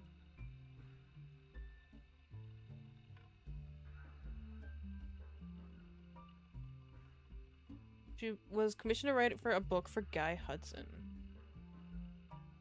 What was this book? Oh, it's probably Portrait of a Changed Man, maybe. And then Foreign Gospel. Library. Oh, what was her name? Cicely?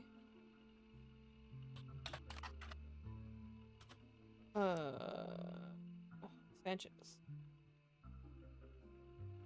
Haven't we seen Sanchez already on here?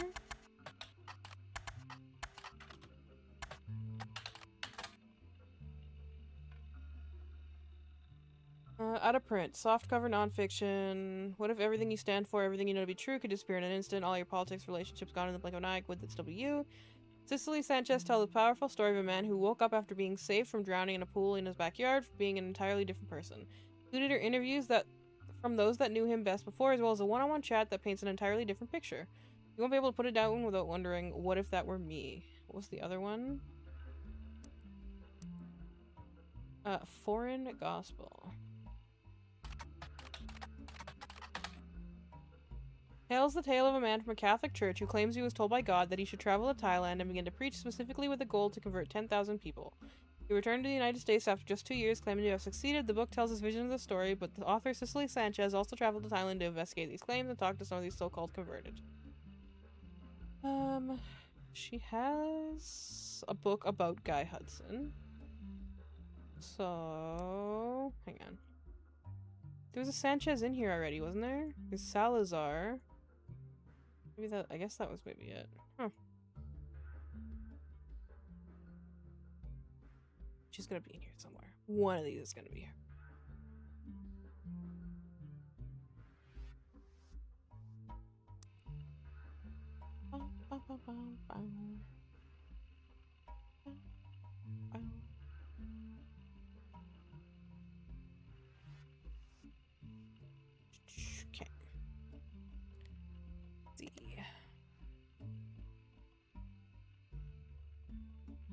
Do I have anything else I can...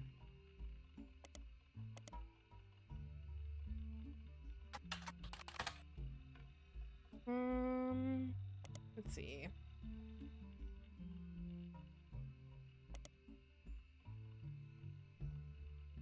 I feel like Pikachu should be something I can pull up to get a periodical, but I guess not. Category of flower with an outline around the edges of the petals. No.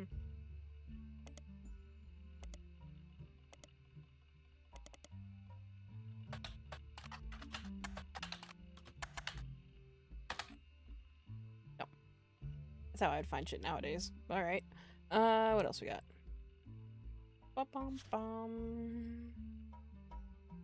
Grandorf. Susan Ford. Did we look up Susan Ford?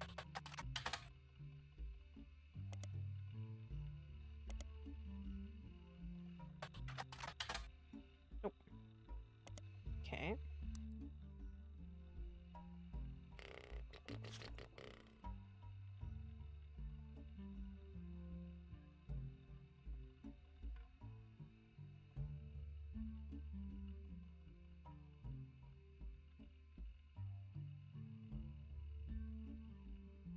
What if we check?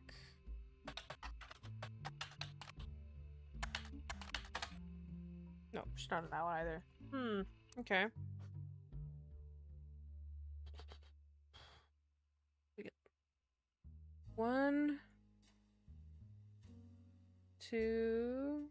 Okay, so some of these are wrong then. That's 3, 4.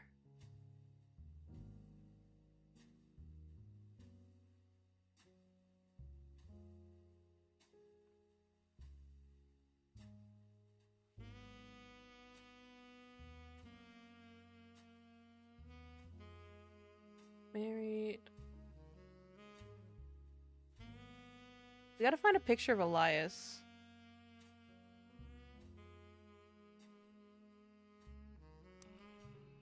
Where? This is old now.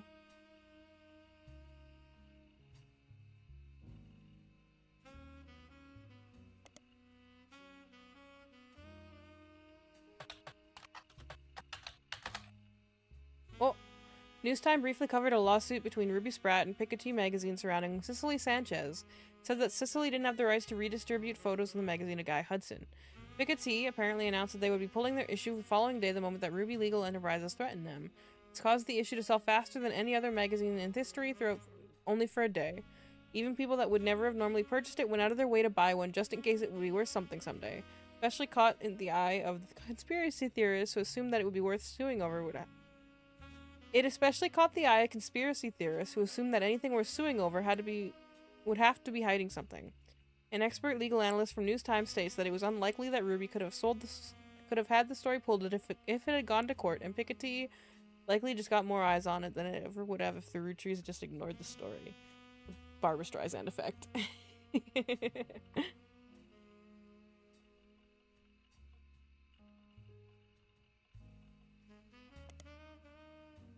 Nope. Nope.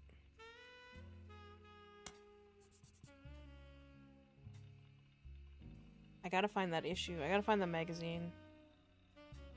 Good tea.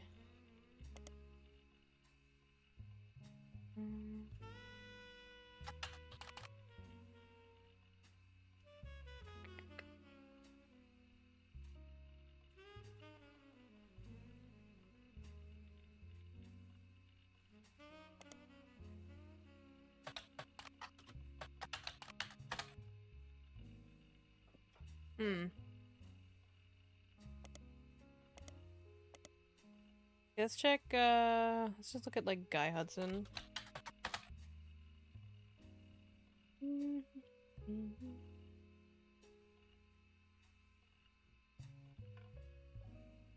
Let's look at Miracle.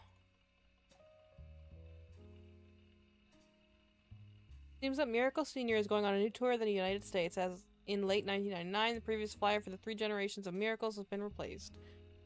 To be a part of history, the oldest living Root Tree reprises and retells his incredible true story. Miracle Root Tree grew up as one of the famous 5 pieces, living a life of wealth and luxury. A fortune was nothing compared to the powerful force of the Almighty. Doctors determined that he was destined to die young, but fate had different plans. He has lived a long, fruitful life, however he is now in his 70s and his age is beginning to make the road more difficult. So consider this your last chance to see him near you before he settles back down in Pennsylvania. In this intimate evening, Miracle will reminisce about his famous history. He'll discuss his family's saints and sinners and provide a unique perspective on one of the most notable families in the United States today. Learn what originally drove him away from his fortune and into the arms of religion, and learn about how his life has become more wealthy in spirit than he ever could have been from his inheritance. The site also lists the churches he will be appearing in and mentions the tickets that can be purchased in their services. Notably, absent are any mention about Miracle's news appearances.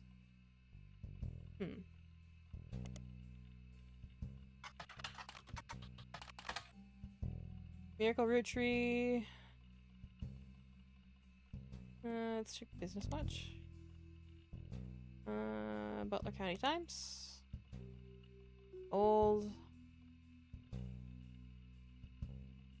Check Junior. What's he been up to? Nope. Miracle the Third. What have you been doing?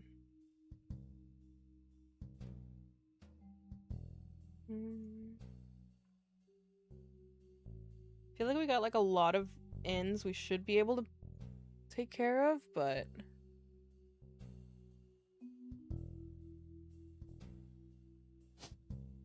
this is Elizabeth. Don't have a last name. Oh, except she might be a receptionist or something.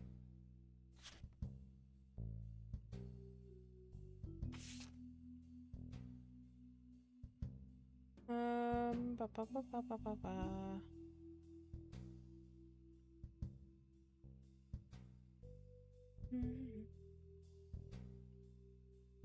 Elias had a secretary named Elizabeth. Oh.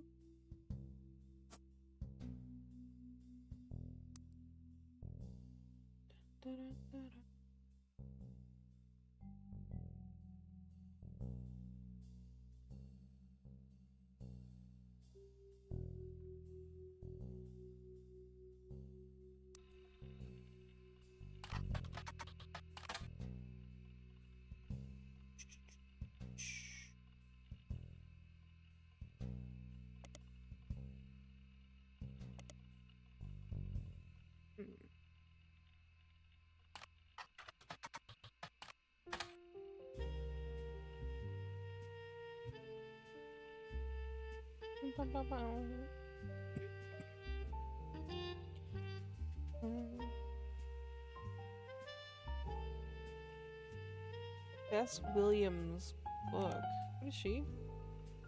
Bess Williams was an author born in the late... Wait. Isn't Bess like a nickname for Elizabeth? Hold on a second. I think... Isn't it? His minor history with Root Tree is her book was Family Man, widely considered blatant propaganda, but Elias Root Tree has all been forgotten until recently. The Bocadoral library not far from where she lived was partially destroyed in the hurricane. When they rebuilt, they renamed the nonfiction section after her. The library expanded again. Family Man. Bess Williams Family Man.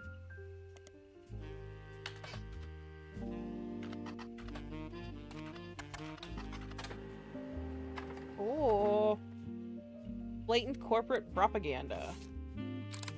Here's this picture. Nice. Tells you nothing new about Elias. For what we know his true feelings towards some of his extended family. You're not sure it tells you anything true about Elias either. The reissue of this book was so lazy that they reused the famous photo of Elias from the Business Watch, whose copyright had expired. The best thing it has going for it is that it's only 85 pages long. Hey, we got one.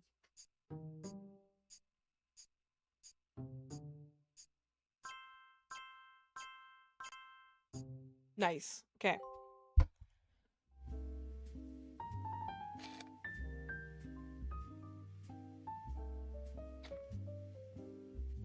So we fucked up somewhere.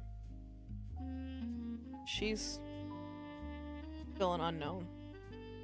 She has a name we haven't figured out yet. Okay, now 5Ps is locked in, and we can get rid of his shit.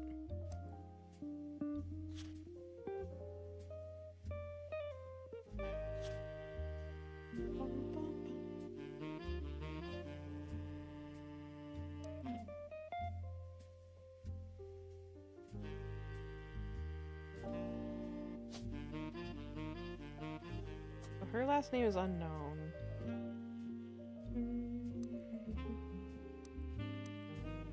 Let's see.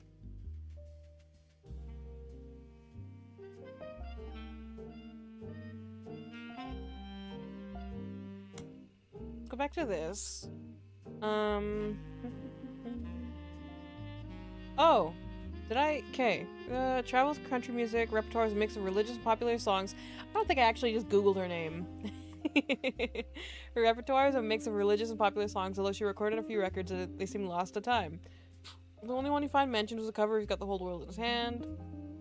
One thing Mary Beth was known for was adoptions. She's listed on many sites that mention adoption and the history of adoptions. She adopted 2 children in the late 1940s, Stuart and... She adopted 2 children, Stuart and Mark.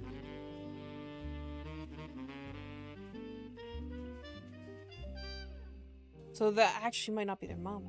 She might be their mom.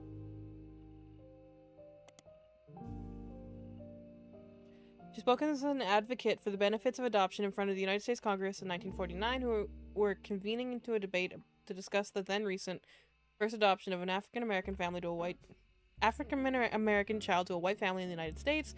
She was specifically there to detail her experience on going throughout the system to adopt Stuart. Her other son was adopted later and according to one single line on one adoption site under unusual circumstances.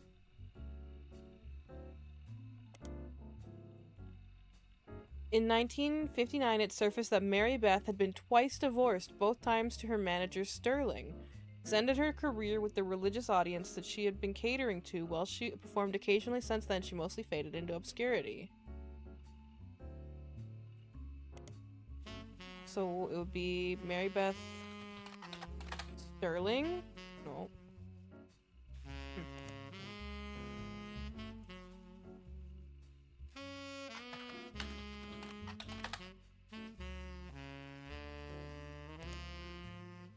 No.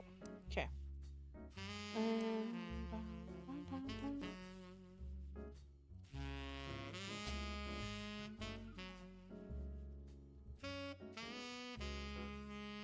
Sterling is not a last name.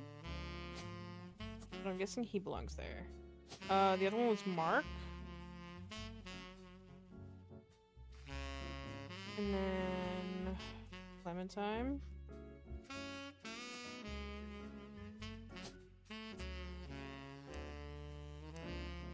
Let's check Mark Clementine.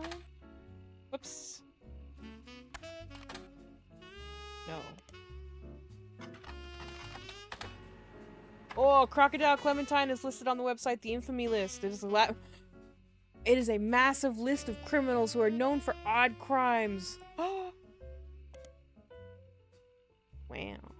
Mark's nickname would imply that he hails from Florida. A lot of the others on the list also come from there. Or Australia. Mark is listed as being from Los Angeles. He has a pretty big entry. He seems like a real piece of work. There's a very small note about him being the basket baby of 1950. Almost everything else comes from his adulthood. He lost his job in 1975 as a pilot for a regional airline. After that, he tried to board the wrong airline's plane. He was drunk. He was charged with trespassing and assault. In 1982, he was arrested for transporting smuggled animals over the Canadian-Mexican borders for an illegal reptile supplier in Los Angeles. He was apparently quite successful for the first 4 years, but he was caught and then he had to make an emergency landing in Portland after he was bitten on the foot by a crocodile, hence the nickname. Apparently, the Portland Telegraph... Let's grab this. There's the... Okay, we have that. Is credited as having given him the nickname. His mugshot from the incident has been added to your photos. In 1993, he was released on parole, but his freedom didn't last long. He was arrested in 1994 in San Diego for violating it in an attempt to visit his daughter's graduation. famously punched the principal, a man named Billy Sims. Thank you. Okay, Billy Sims. Search. Billy Sims is the principal of Sandstone Canyon High School, who had his 15 minutes of fame when he was punched in 1994 by Crocodile Clementine at a graduation ceremony. Pretty much every news organization from trustworthy to tabloid seemed to have their own take on the altercation.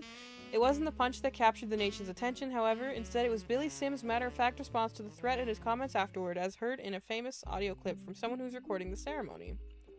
Billy saw Mark hop onto the graduation stage and said, "Sir, you'll want to sit down or we'll have a problem." At that point, Crocodile reportedly sucker punched him in the face.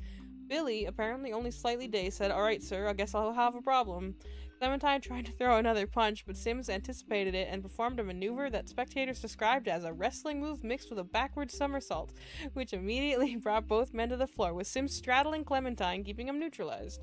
As security arrived, the recording captured someone asking, "How did you do that?" And Sims's response was famously, "Trust me, I'm as surprised as anyone." Incredible. Okay, so we got Crocodile Clementine. For the Portland Telegraph.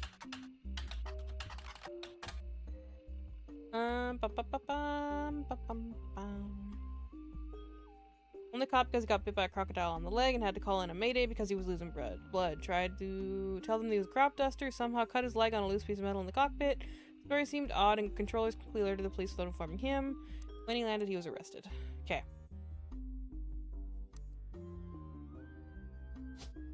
Prison? Is prison a profession? Nope. What did it say he was before? Smuggler? Criminal. No? What was he before he became a criminal?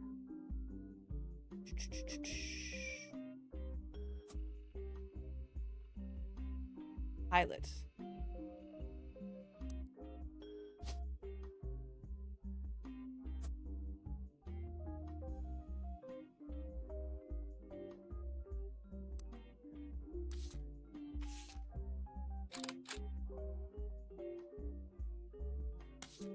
Okay, so we found his picture. Let's check.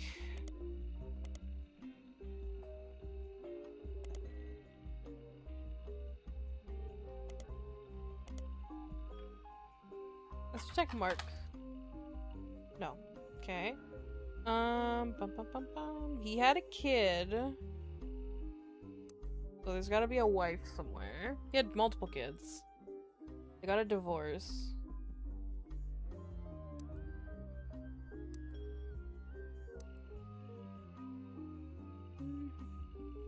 Oh, we should look up the basket baby thing. Basket baby 1950.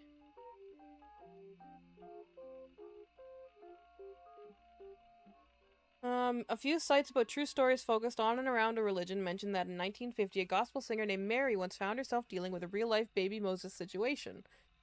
Apparently, she was a rather prominent supporter of the concept of adoption, and someone decided to test how much. They left a baby on her doorstep in a basket. According to the site, she adopted him without question and raised him. Okay, so she's not the one.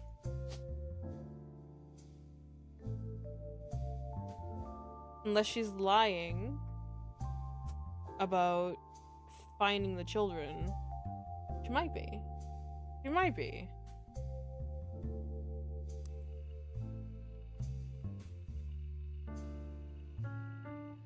He became known as Basket Baby and went on tour with her as he grew up. None of the websites state who the woman or baby were likely to prevent people from looking into either of them too closely. For context, you should know it's Mary Beth Clementine, who would later be shunned due to her own personal life, and her son Mark, who would later be known as Crocodile Clementine. So she might not be their mother then.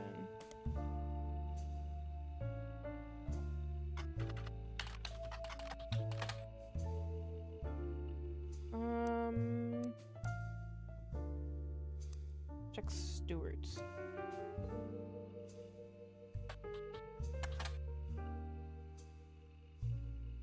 Nope. bum, bum.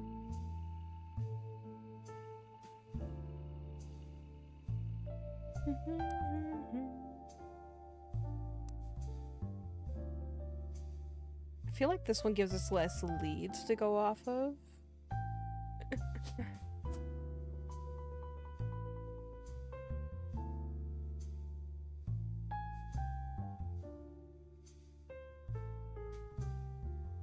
I don't know. She might be their mom and she was just lying about how she found him.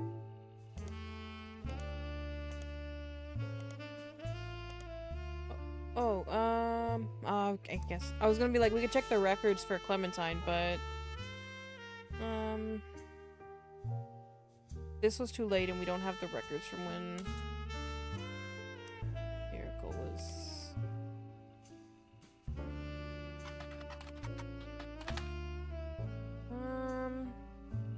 What's the name of his church?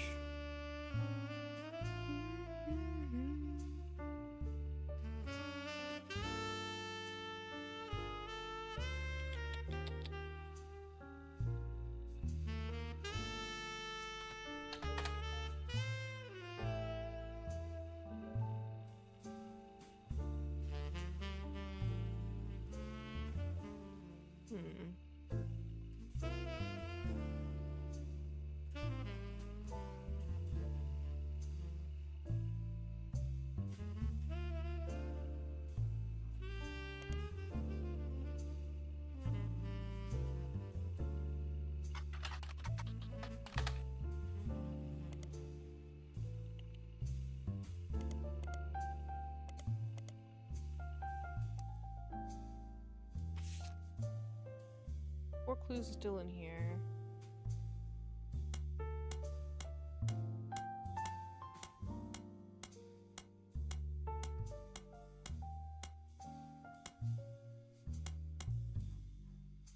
Three clues on this page.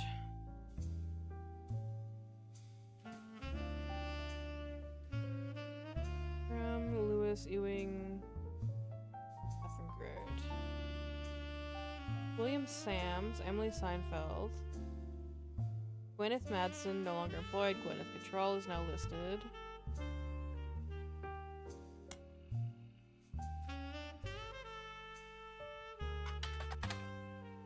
This is Sam's daughter. Susan Ford. Randolph Dove.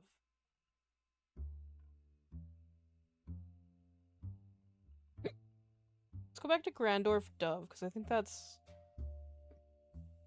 This is probably a lead we could dig into. In Pennsylvania. We gotta find some kind of periodical for Pennsylvania, because a lot of them are in Pennsylvania. Let's see. Hudson Wing.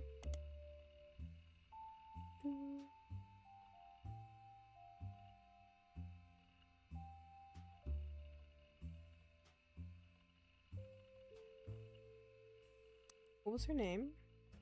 Hi, Code. How you doing?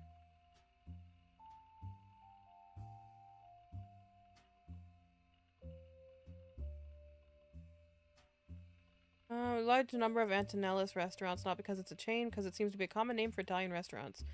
You may need a more local resource if you're looking for one specific. So we do need something from Pennsylvania.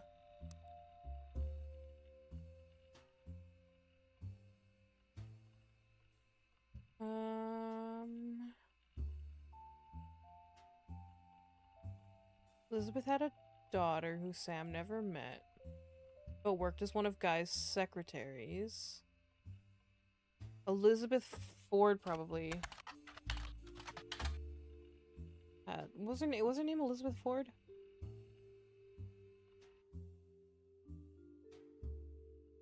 Susan Ford, never mind. Susan Ford.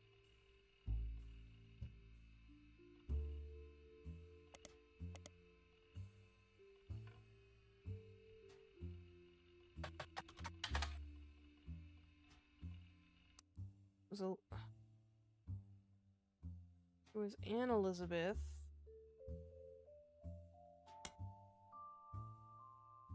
Elizabeth.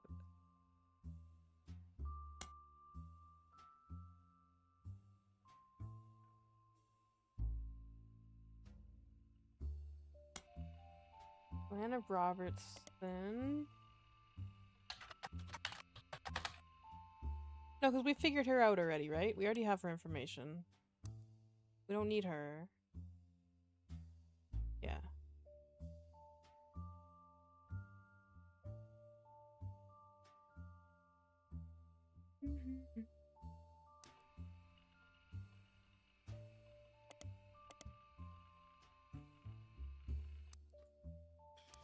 Let's say. Give me a hint. You haven't searched for everything on your list of— oh, notable events. I didn't even think of that. Where's my stuff?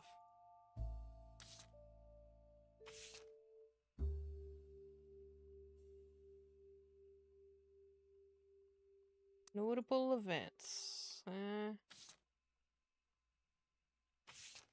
This one. Okay. 6 pieces we search for. The Root Tree Rift. Okay.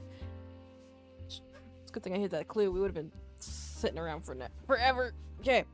3 press releases from the Root Tree Candy Company. After the release of 6 pieces were referred to as the Root Tree Rift due to the clear conflicts between them. The first was fairly standard. It stated there was no president of the Root Tree Company, but the entire family was made aware of the release of the book, and they would be meeting as soon as possible. Only then could they verify the legitimacy of the claims it raised and decided the next steps. Second release was emailed to business newspapers 3 hours later and announced that after a vote, Ron Root Tree would be taking over temporarily as interim president. We gotta check on him too, because he and Guy split it, and then Guy took over completely. It went on to state that Ron was aware of the book, had verified the claims within, and would be looking into compensating Mrs. Madsen and her family immediately. It also stated that the company's lawyers would be taking immediate steps with the family to revisit the Clans of Trust terms to make sure nothing like this could happen again. It was quickly clear to business reporters and analysts at the time that between the 2 press releases it would not have been logistically sufficient to gather a majority of the family, even using conference calls. This was reported on many news channels, and a third, much shorter press release came the next day, claiming that a draft of the announcement was made prematurely, and that Clark Rafferty LaRue and Ron Root Tree would be taking over as company's first joint presidents. It also stated that any compensation plan would be based on a stringent verification process. So what has Ron Root Tree been up to? Ron Root Tree was announced as the president of Root Tree during the Root Tree Rift, but the next press release immediately reversed the announcement and instead stated that Ron and Clark would take over. A few weeks later, Ron was dropped entirely. There are hundreds of results for this development, but most articles are retelling the basic details, some veer into heavy speculation based on an article about Ron in Business Watch. Ron has also done some interviews saying the truth of what went on behind the scenes is not something he wishes to discuss. Instead, he hopes to release a movie about it someday. 3 weeks ago, Ron's mother, Gwyn, died in Paris, France. He and his brother, Robbie, have seemingly made amends. Okay. Business Watch. Ron Root Tree. Business Watch ran an article about 2 months after the Root Tree Rift about what really happened with Root Tree. The article mentions that nobody from Root Tree that they reached out to was willing to go on the record. Instead, the timeline of events has been constructed on public record, accidental leaks, and the source on the inside. The only parts that are new to you are the most vague parts, the one supposedly confirmed by their anonymous source. The timeline says that the family actually held a preliminary vote after Carl Root Tree died before the release of 6 pieces and decided they wanted Ron Root Tree to take over, because of his experience running RR Productions and because he was well known and well respected as a Root Tree. But Ron seemed way too eager and personally motivated. They were worried that he would gut the Clancy Trust and remove Robbie Root Tree. The family was notoriously unwilling to do anything that could risk their wealth. They stalled and Ron became frustrated with the delay. When 6 pieces came out, he saw that it was his chance to force action while the family was in the limelight and released the press release himself to attempt to get the ball rolling faster. This caused chaos within the family. They tried to save face by allowing Ron to take over as co-president with Clark, but according to Business Watch's source, Ron was impossible to deal with. He seemed like he was unwilling to protect the Clancy Trust, and they eventually let him go. After that, the role solely passed to Clark, who nobody was excited about, but seemed like the safest choice. Okay, I don't know how that really helps us, though. Yeah. Back to our evidence here. Clark, we checked already. Root Tree Mania. Oh yeah, Anonymom. Anonymom was the second high-profile case after Felix Fellows of a potential new root tree being added to the Clancy Trust. Instead of claiming herself a root tree, however, she claimed that she'd slept with Guy Hudson and that her daughter was a root tree. The accusation came during the height of root tree mania and began with a brief TV interview. She appeared in the shadows with a disguised voice and promoted an article about herself in News Time. In the TV interview in the article, she referred to herself as Jane Doe Roottree. The name Anonymom was not self-inflicted. It seemed to spring up organically because nobody knew else to refer to her. The day after the News Time article, Sam Madsen publicly supported Anonymom due to some parts of the story she found particularly credible. With the momentum of Sam's endorsement, Anonymom went on a media blitz. Ultimately, this backfired. As more details came out, some people became skeptical of her story due to the extreme similarity to 5Ps. Her accusation even included many of the same details as his mother's story. This included her job, secretary, and the time period, late 70s. After fumbling the 5Ps story so publicly, the Rootries were more prepared to handle all Clancy Trust-related cases. Within a week, a DNA test proved that Anonymom's daughter could not be related to the Rootries. This was announced at a joint press conference with each lawyer representing both Anonymom and the Roottree. Each party ensured their respective clients provided accurate samples. Immediately after the negative results were released, many of those who had been left skeptical felt vindicated. Others, who had built up hope that history could repeat itself after 5Ps, felt duplicated. Felt duped. Duplicated. Felt duped. Many people suspected the whole affair had been a hoax to gain fame and money. Many demanded that Anonymom be held accountable, and some people even began to attempt to track down her true identity. The Roottree Company felt pressure to put out a second statement to try to curb some of the backlash, even going as far to say, though it was scientifically proven that Jane Doe Roottree is not a Roottree, this doesn't mean that her mother and Guy Hudson were not involved in an affair. She had every right to make her claim, as it had been verified that her stories about Guy Hudson are not exaggerations. Please leave for their family alone. Many people claim this high-profile anticlimax and public backlash was the beginning of the end for Roottree mania, since much of the fun was the shared fascination about secret Rootries. Others think that, like any fad, it just ran its course naturally. Regardless, this was the final notable event related to the release of 6 pieces, and things soon went back to normal. Okay, let's check Roottree mania. Oh, so much reading. Holy. Ooh, okay. Roottree mania immediately followed the announcement that the rapper going by 5Ps was actually a Roottree. Collectively, popular culture seemed to focus on the Roottree family and 5Ps for a few weeks before everything felt saturated and society moved on. Anything new in here?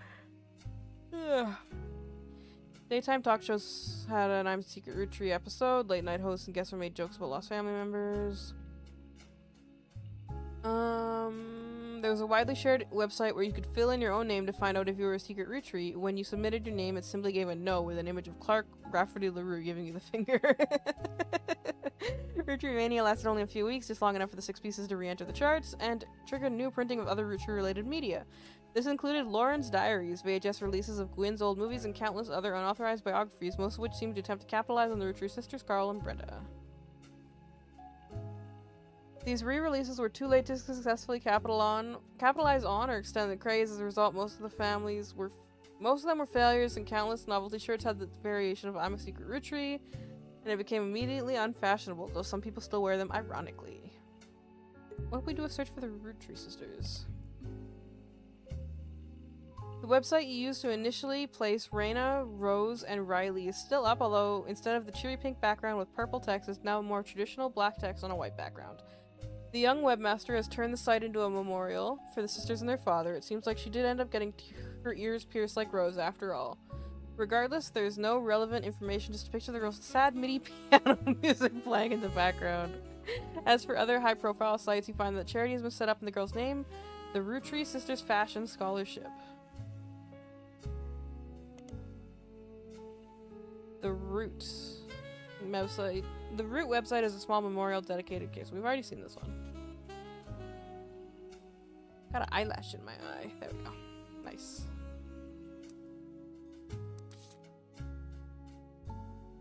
Okay.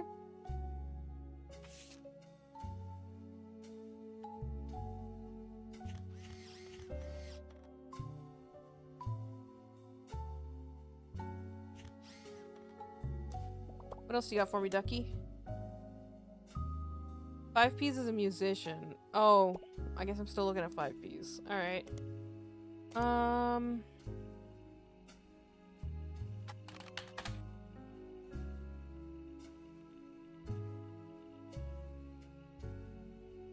How would I get his music? Felix Fellows, maybe.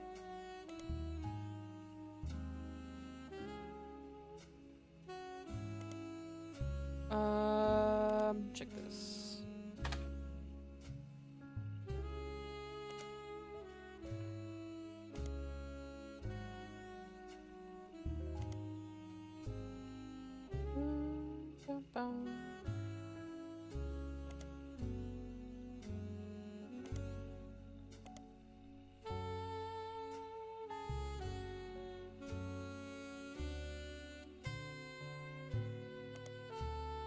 Ah, Teen Blast. 5Ps is popular and attractive enough that even though his music is not targeted towards teen girls, they seem to be paying attention anyways. He hasn't done any interviews with the magazine. They've listed him amongst the hunky hotties for the past few months with small bios to tell you various facts about him. This includes his real name, David, his birthday, and a star sign, where he grew up in foster care in Portland. Oh, we should check. We gotta find the fucking Portland papers. Unless we did we? We did find Portland Telegraph. Yeah, okay. We'll check that for David something. Letter to the editor also claims that it's not possible that he was born in 77. He's claimed as he claimed his song called 17 Magazine that he turned 17 in 92. The editor responds with a statement that they've been reaching out to his agent to ask about the song and were told it was performed by 5Ps and they shouldn't print rumors. 17 Magazine, sometimes referred to as 17 Magazine, is the title of an unreleased and controversial song by Dirty Davy. There's mentions of it on a few sites claiming that it was the first release for his first mixtape but was removed. There's no audio or visual evidence of it existing, but there are independent accounts from the people who have claimed to have heard it. They do generally line up according to their recollection about it as many different loosely connected occurrences of the number 17, mostly violent. The intro states that it was written on Davy's 17th birthday and involved a fictional but glorified series of murders at a fashion show for a teenage magazine with a similar name to the song title. The person doing the violence was apparently trying to beat Jeff Dahmer's high score. Jeffrey Dahmer had pleaded guilty to killing 16 people in 1992. Due to major acts of gun violence in schools earlier this year, the subsequent backlash against violent music and video games, it is generally considered in poor taste to bring it up. Most of the people that enjoy mentioning it online are either trolls trying to shock people or come from the morbidly curious corners of the internet. Okay.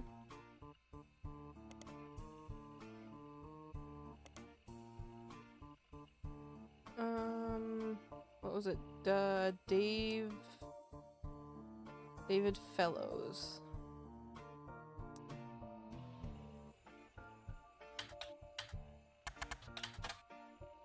Nope. Where can I find his music then? Root of all evil. I thought I did. I saved it.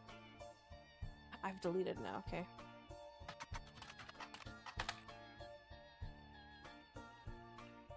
Bum, bum.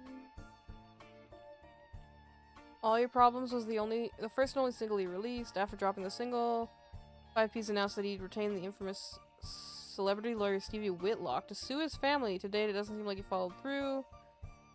First single didn't make much of a splash, but Whitlock, known for publicity stunts, paid thousands of teenagers a few dollars an hour to call and request the video on MTV, which increased his profile. MTV eventually caught on and banned the video altogether, which in turn received national news coverage and made the song even more popular. All Your Problems was the first and only single. Ah!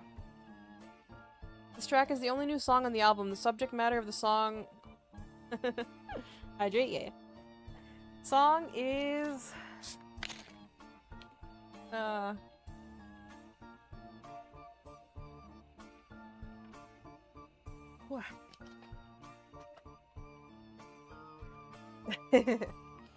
No. The subject matter of the song is hypocrisy of those that claim money is evil. He points out that the only people who think money is evil are those who have it, those who can afford to not be greedy. In the song, 5Ps triumphantly talks about taking the root tree's wealth due to it being his birthright and giving it to those who need it the most. You find a copy of the song on a suspicious-looking website and download it for your records. Attention, attention root trees. This is 5Ps coming at you from the real world. You know, the place you ain't ever lived in. You say money is the root of all your problems. Root of all your Man, problems. y'all are hypocrites, sitting back in your massive estates, built from the cash that your ancestors gave you, acting like you somehow deserve it, based on your family's creations. Yo. But looky here, sonny, don't you come for our money, or you might burn bright in hellfire someday, like that Madsen chick And her two dads. My pappy's Look into cleanse old trust should information. feed you away. Yo, it's disturbing, catching a sermon from a geezer who's never known hurt, but blurts out these claims that somehow we're sinners cause we didn't earn it. When all of your worth it came free with your name, you expect me to treat your lectures on greed as some expert creed from he without blame. How about instead, I turn my other cheeks and spread them. When you give me a kiss, you'll know just where to aim. You say money is the root He's got a picture on here. of all your problems. Let me take those What is he? problems away. Whoever calls dollars the root of all evil, just trying to make small pursuits of real people. You silver spoon feeds you the world's purest treacle, while real world folks burn their spoons for the needle. So once more with passion. He has a picture on him too. Mansions and Porsches are actually horrible. How I'm better off penniless, grasping for morsels. How wanting my share, That's actually extortion with your candy ass name, synonymous with sweets. Oh, you What did he wanna find call for me classless? I'm gangster from Portland, but I play that game. I came up on the streets. The only streets you reppin' are Park Place and Boardwalk. Hypocrisy, monopoly is toppling. When I knock, have G's. top off my pockets, please. Cause the same God that got to steal my mom from me is what he wants, right? You to live in poverty. And And he if you're won't. suddenly not eager to unhand that fortune, that's unfortunate. I guess I'm gonna have to take my portion, and I'll do it all legally. Class action, courtroom, decorum. I'm way past your fancy ass dormant. You say money is the root of all your problems. Let me take those problems away. Gwen Rutry was a somewhat well-known actress who was active in the 50s. Her biggest role was the minor hit movie Guys Like Us. She died in Paris, France about 3 weeks ago. After leaving Hollywood, she made no efforts to stay in the limelight, and most obituaries tend to focus on her largest role, Guys Like Us. Money is the root of all your problems. Not much is known about her death, except that it was announced that she died peacefully in her sleep while being treated for a sudden severe case of pneumonia. Before that, she had apparently been in relatively good health, according to her friends in Paris. She was 67. Silver spoon feeds you the world's purest treacle, while real world folks burn their spoons for the needle. Whoever calls dollars the root of all evil, just trying to make small pursuits of real people. You silver spoon feeds you the world's purest treacle, while real world folks burn their spoons for the needle. What's Robbie been up to? Ruby.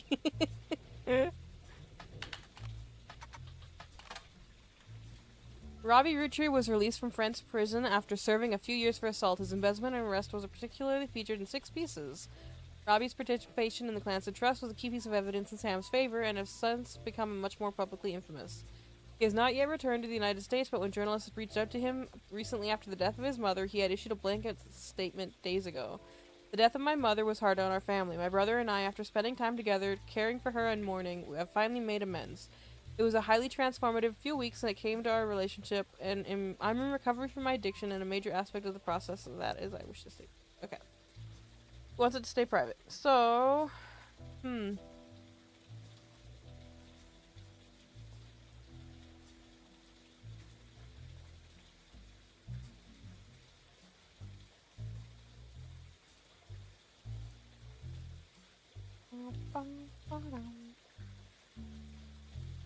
Let's see.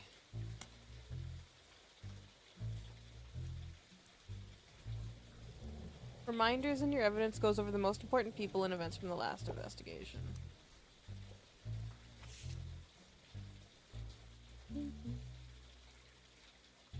Dun, dun, dun, dun. Maybe let's look back into Lauren Rutry. She had a lot of stuff that helped us with the last one. Lauren Rutry, author of A Life Between Wars, was tracked down by a reporter as being in one of the most upscale memory care facilities in Pittsburgh. There's minor backlash towards the reporter that tracked Lauren down because they were caught standing on a ladder and holding their camera over the privacy stall to take a photo of Lauren and her son Clark sitting on a bench outside the pond on the premises. That was in PA.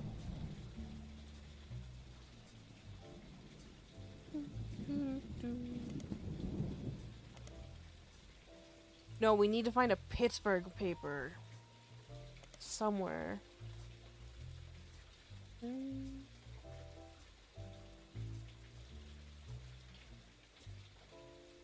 Yeah, we really have to find a Pittsburgh paper.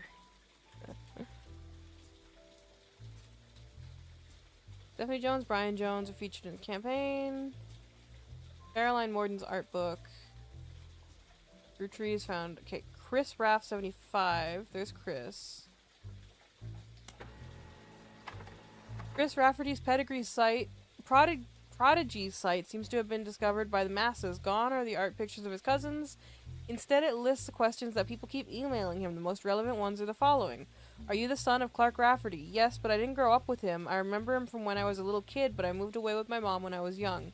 We left Pennsylvania and moved home to Virginia. I lived there with Pete, my stepdad. My dad and I spoke a few times when I found his phone number on the check he sent us in the mail when I was 15. He was happy to hear from me, and now he calls me once a month and comes to visit me at college. He tells me about things I don't remember and people like Guy Hudson and Ernie Madsen. My dad and I get along, but obviously we aren't very close. Did you ever meet the Rutrys? I used to know the Rutrys, but never the sisters. I was in the office sometimes when I was a kid, and I definitely met Guy Hudson before he died, but I don't remember. My memory is weird. It's hard to know what I actually remember and what I only think I do because I have the pictures. For example, I have a photo from when I was 5 in the office with my dad, and Guy was there. I made myself sick by eating chocolate, and some woman who I don't know cleaned my face. I don't know if my memories of that come from the picture or not. The photo has been added to your evidence. Do you have proof of Ernie Madsen's heart condition? I knew Ernie had a heart problem because my dad told me on one of our phone calls. I asked him about the poison because I saw it on the Rutry Curse website. He emailed some old stuff, including the proof, but even with the proof, the website didn't take it down. You spelled fiancé wrong. I'm not good at spelling or writing. I'm good at painting and other art. I'm going to school to learn how to edit movies. I want to make cartoons someday. Lulu is much better at spelling. Okay, so let's check on Ernie Madsen. Nothing. They want to asking if I can adopt a cat. Can my cat and if I adopt a cat, can my cat and Una be play buddies? I don't think Una would like that. She's not a very social kitty. She's very much, just, a big baby, but she only wants my attention. She's not much of a play. She doesn't play. She doesn't play with other cats, except for Taz. What was I doing?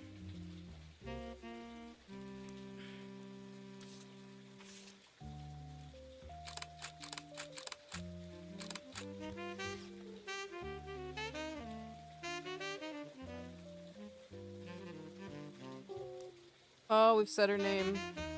Hello, Sweet Bean. What are you doing? Okay, this is you.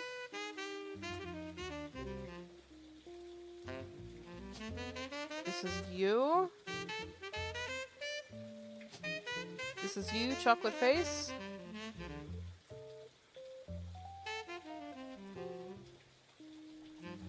Well, one of these is a mystery lady.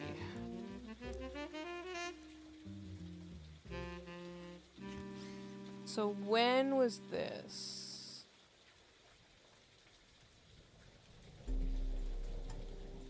Oh, it's hug time? Oh, it's hug time. I feel like we have not made nearly as much progress on this one as we did with the other one.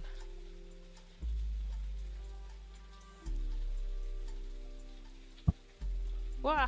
Una did a somersault. Okay, where's the reminders? November retreat? Oh, let's check on her. Nothing. Sam. Let's check red herring again. No.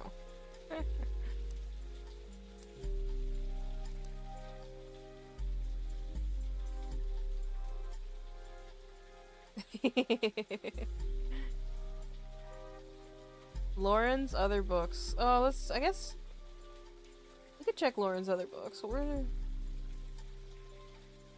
What did she publish under her own name? Lauren Rutry.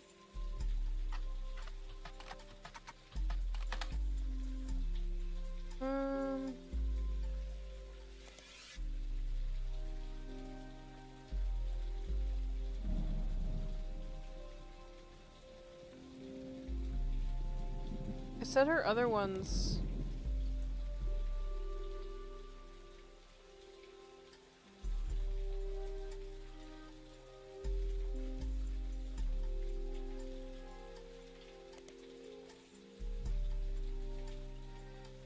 The Lorder Tree.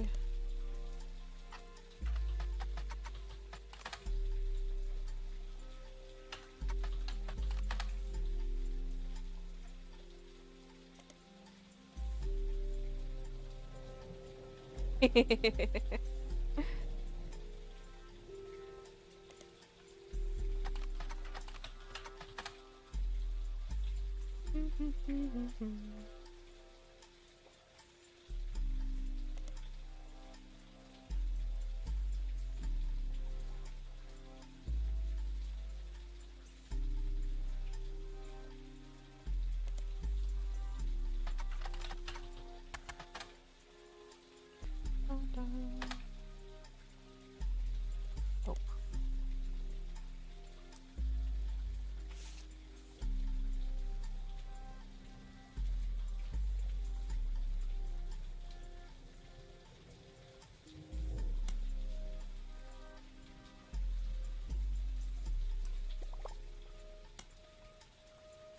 Caroline Morden.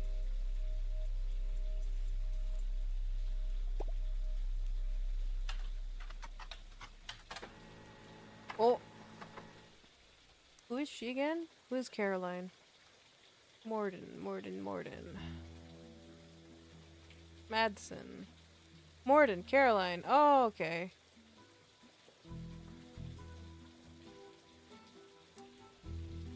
After the release of 6 pieces, Caroline Morden did a television interview. Someone has uploaded a partial transcript of the interview on television section of the television section of a messaging community.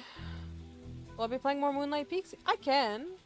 It wasn't a very popular stream last time. To be fair, my streams have not been as busy as they usually are lately, so I don't know. Transcript is only her answers and is missing questions. This creates somewhat of a confusing reading experience. It does give you a bit more history about Caroline's and her family.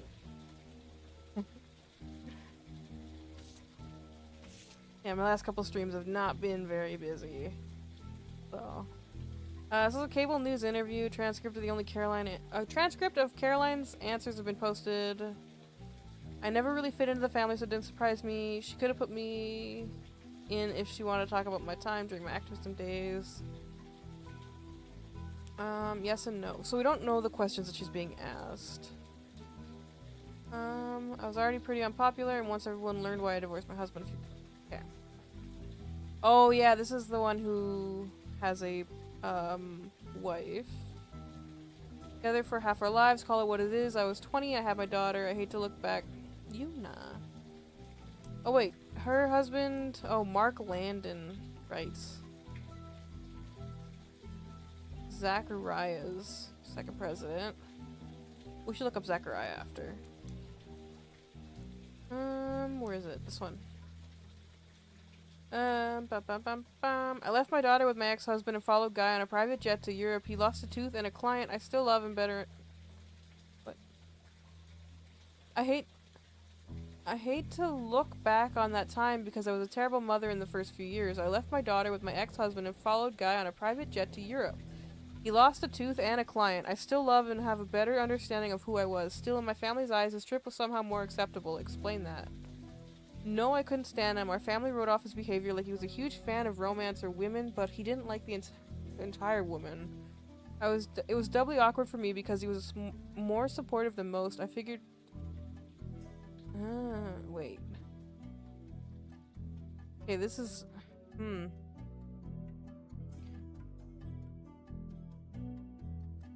Our family wrote off his behavior like he was some huge fan of romance or women, but he didn't like the entire woman.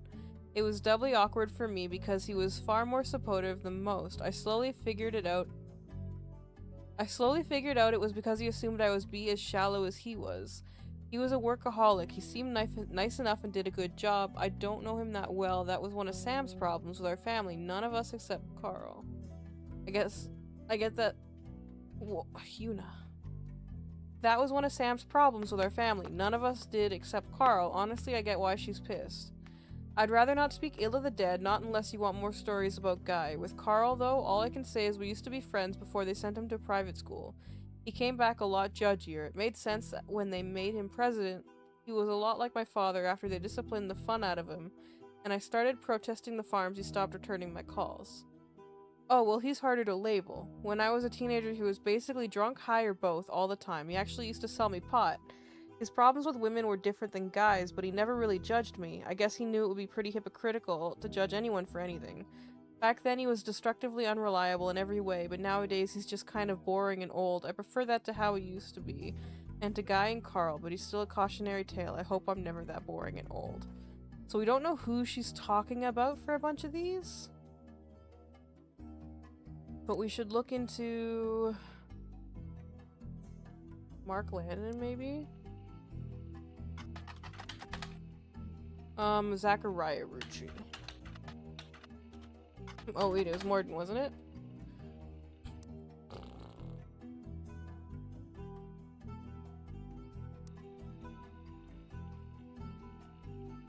Zachariah... Nope. Am I spelling it wrong? Zachariah...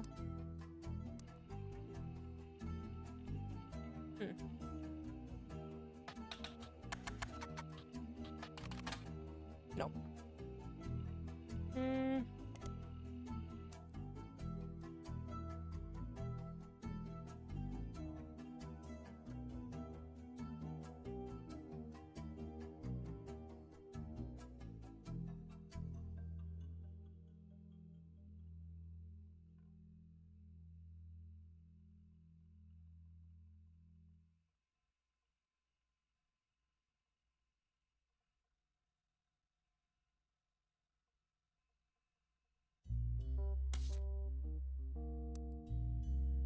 Her wife is Eloise.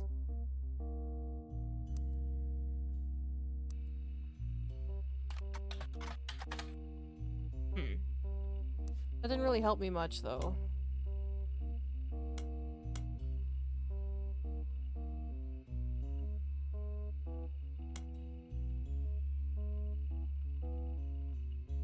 Her diary. Oh, check her diary again? Okay.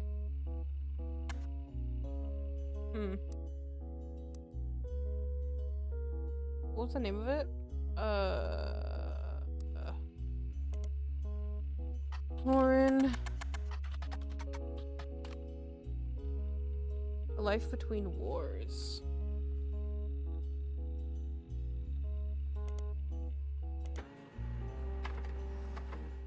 When revisiting Lauren's book, there's a single passage that focuses on potential affairs in her immediate family. You've added it to the rest of your evidence. Oh, okay. That fucking easy, huh? An entry titled Cruelty from Lauren Rutri's diary, written up in 1963. It focuses on the relationship between her mother and father.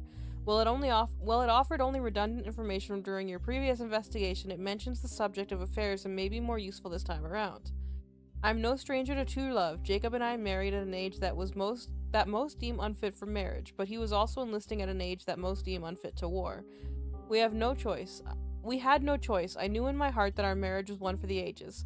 He and I would still be together today if not for Okinawa, and that was nearly 20 years ago, but there is an emptiness in my soul. I do not understand my contemporaries. So many girls I went to school with have taken multiple lovers. So many of my girlfriends' husbands have been unfaithful. Keep hitting the button on the side of my mouse.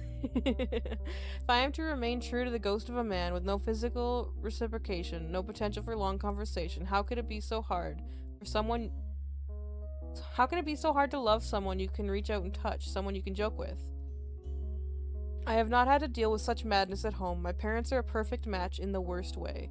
My mother's cruelty is a perfect fit for my father's general spite. In turn, Pop's status enables her incessant need to gloat and feel superior. I have grown up with their cruelty and disdain for others my entire life. Even my family remains unspared. They make fun of my grandpop and his family sayings. Blood is thicker than syrup, but nothing's thicker than Elias. They mimic Grandma Gwyneth's lisp and see her kindness as weakness.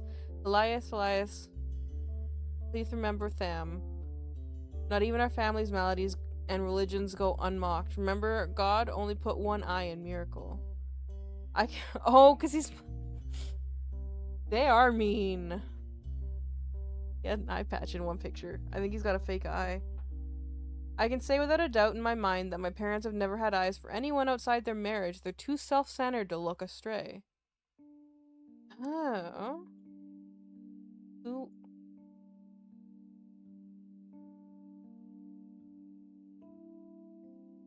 Lauren. Oh, yeah, well, we never suspected Clancy.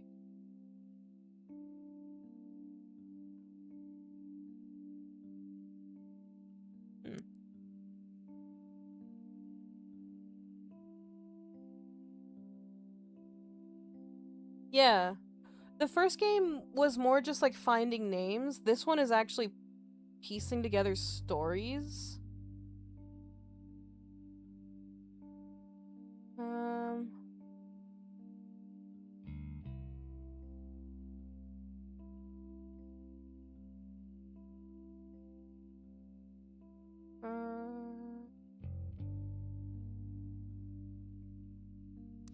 Yeah, that didn't really help me that much.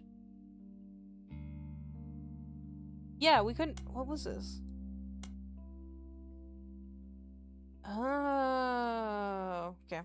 Yeah, this is like less following leads and more just like searching terms that backtrack a lot. This one. I tried Googling this, it didn't come up with anything.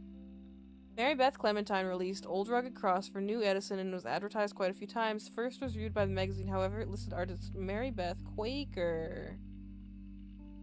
I haven't been taking nearly as many notes.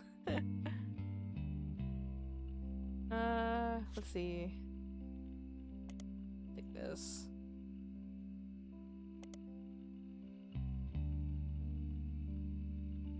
Didn't come up with anything. Maybe I can do this. Nope. But I guess that's probably... I guess she was lying about just finding the child? Where is it? Where are they? We're here.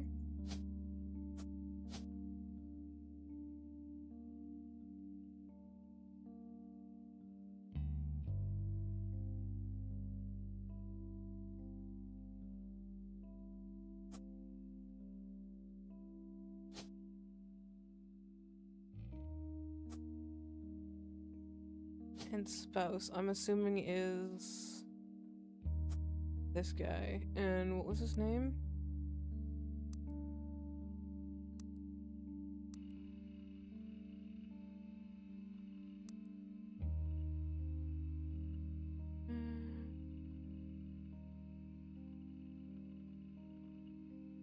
Sterling.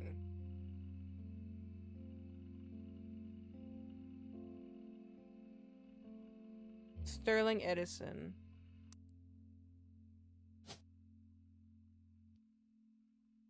Well.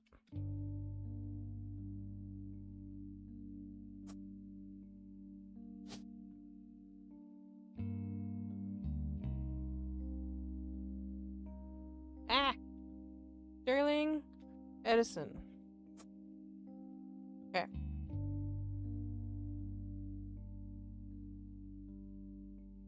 I still gotta try to find a periodical for Pittsburgh.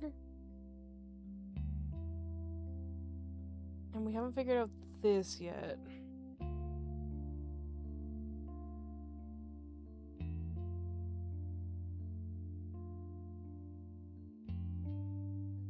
Is it Elias 1 or is it Elias 2?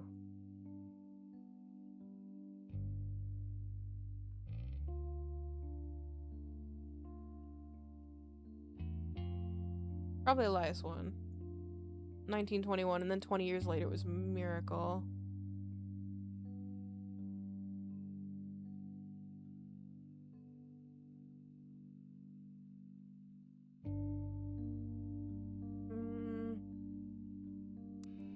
Crocodile.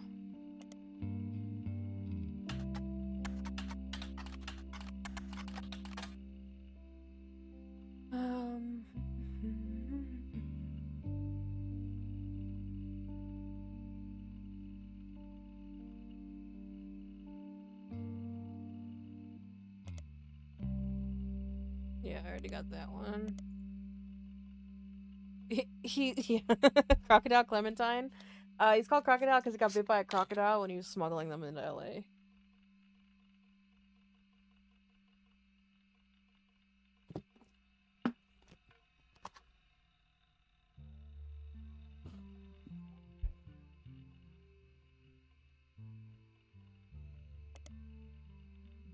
Still cool. Yeah, I mean, yeah. Fair. It is a cool nickname.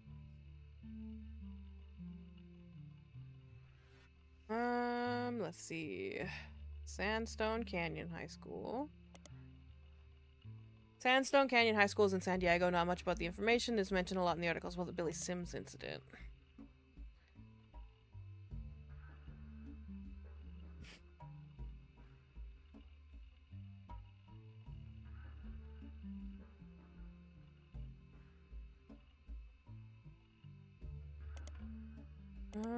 Let's see. Let's check. Portland Telegraph had a slightly longer article about the Billy Sims incident, mostly because the assaulter, Crocodile Clementine, had appeared in paper before. Because of the somewhat comedic sensationalism of the events in question, and because their readers are already familiar with Mark Clementine, they filed it under a special banner called Crocwatch. Mentions our good old friend Croc Clementine was actually in attendance at the high school graduation ceremony because his daughter was walking the stage.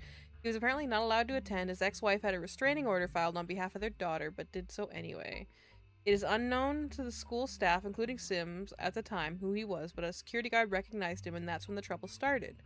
Clementine was approaching the side of the stage to try to avoid the guard when an exchange between him and Sims took place. The article finishes by facetiously asking what Croc will get up to next. Stay tuned for more Crocwatch.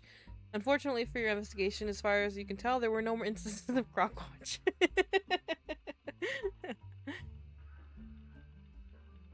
Okay, so let's see. What was the name of the school? I'm trying to find the name of his daughter. Sandstone Canyon High School. Nothing. They had a restraining order.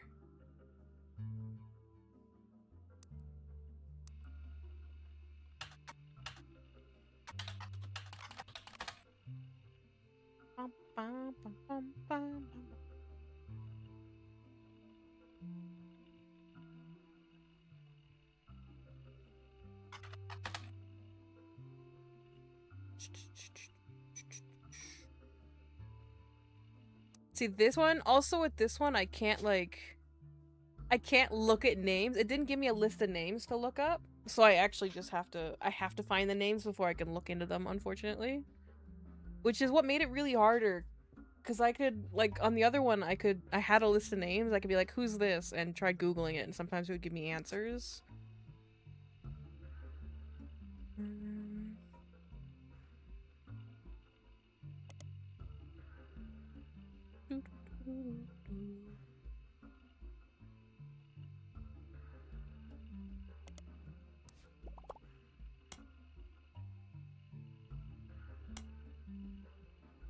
I did check for an Antonellis. A local periodical might have more information. Is that the Portland whatever?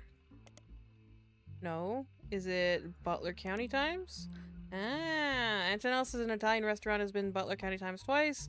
Most recent was when it closed in 92. The owner, Rochelle Zimmer, had sold the land the building was on at the time of the article. She was unsure if the restaurant would move to a location or if she would retire. Many years before that, there's a puff piece from Valentine's Day 1978. They asked a recently married residents of Butler County how they met. Christine Garland responds that she and her husband Steve, who was a chef in Antonellis, met years ago, and she delivered produce from her mother's farm. Oh. Yeah, that makes sense. Okay, where should I put this? This is for Elias. Steve used to work extra hours just to be there during deliveries, although they grew apart when the restaurant switched suppliers. They reconnected by chance and eloped to the end of last year. Now she has a bun in the oven, and they're both working as much as they can. She's a tech secretary, but went back to delivering produce on the weekend, mostly trying to save up to move to Boston to open their own restaurant. Christine Garland. And Steve.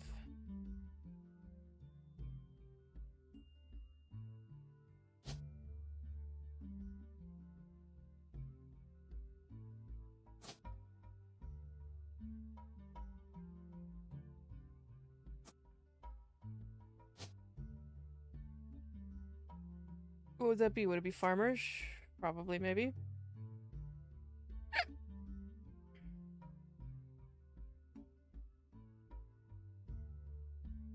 Doe John. We literally won't find that one, I guess?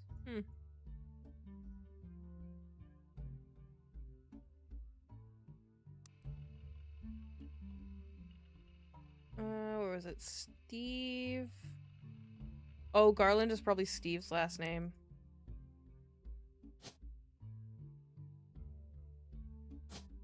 She would be Christine Unknown. We're trying to find Bess, who is her mother. Let's see.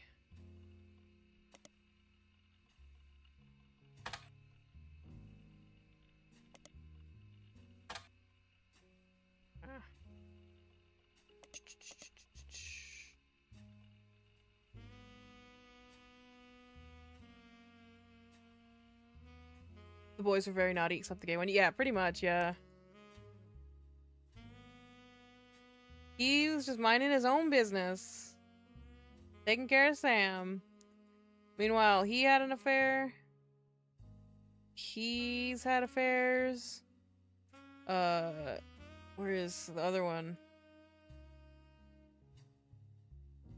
He got arrested.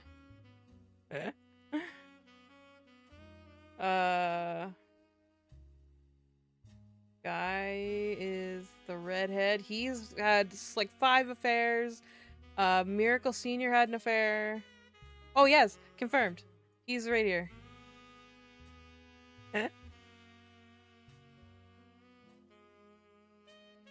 His kid is Crocodile Clementine. One of them crocodile boys. What else? Yeah, basically a lot of them are just shitty. Yeah. There's 1, 2. I think I only have 2. This is a lot slower going. And we gotta keep going back to the ducky.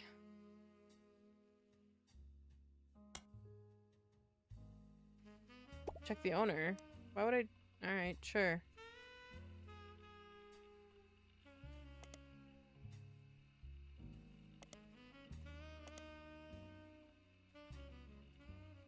Is her name Rochelle Zimmer? Rochelle and her husband, Mark Zimmer, have a few mentions in the Butler County Times. Rochelle owned Antonellis, an Italian restaurant. Mark owned a local bookstore called Bookmarks. Both closed in '92.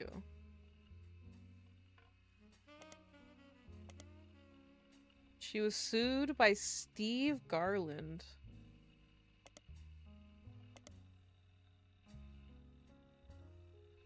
Why?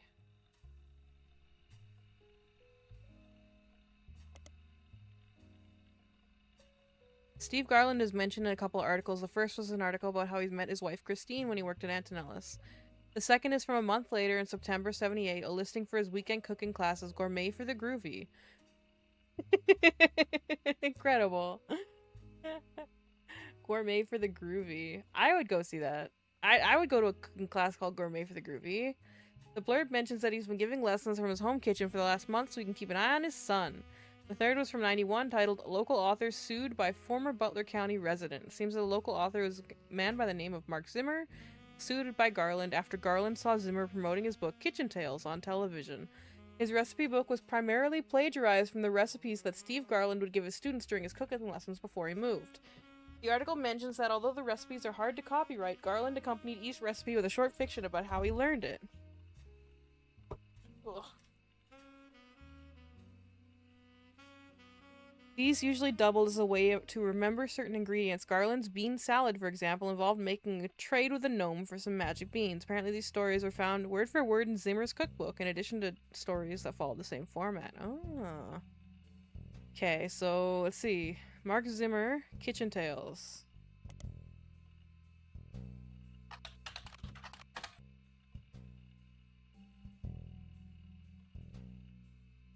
Re-released as Garnishing the Truth. Oh.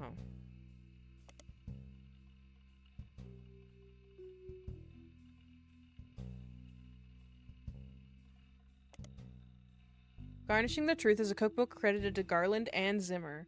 It was released in 94. It was actually quite successful after the duo appeared to promote it on a daytime talk show. There have been multiple printings since.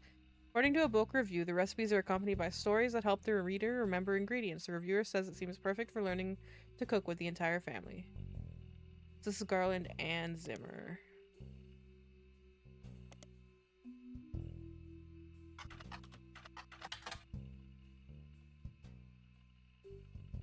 What were their names? Garland and Zimmer. Steve Garland. Mark Zimmer. There it is. The introduction to this book is a series of acknowledgements from Steve. The first is, Christine, thank you for everything. Your support means the world to me. You're the apple of my eye.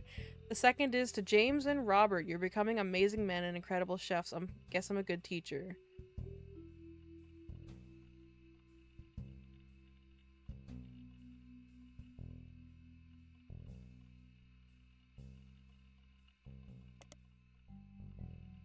Incredible chefs, I guess I'm a good teacher. The finalist to Mark Zimmer, you proved my storytelling approach to recipes could be popular. Without you, this book couldn't exist. Okay, so.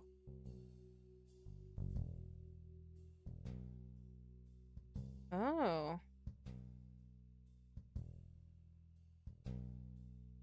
James and Mark.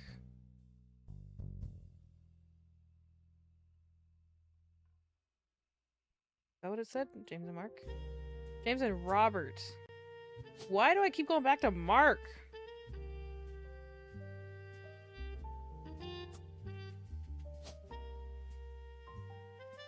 Yeah. Mark Zimmer, yeah. I don't know, it just... said they were becoming good chefs. Maybe they are chefs.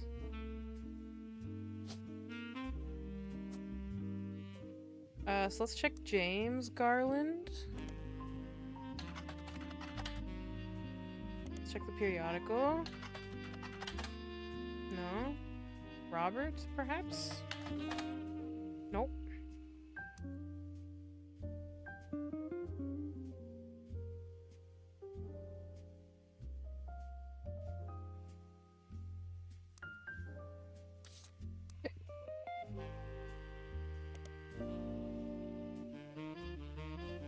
Oh, it continues. I thought this was all of it.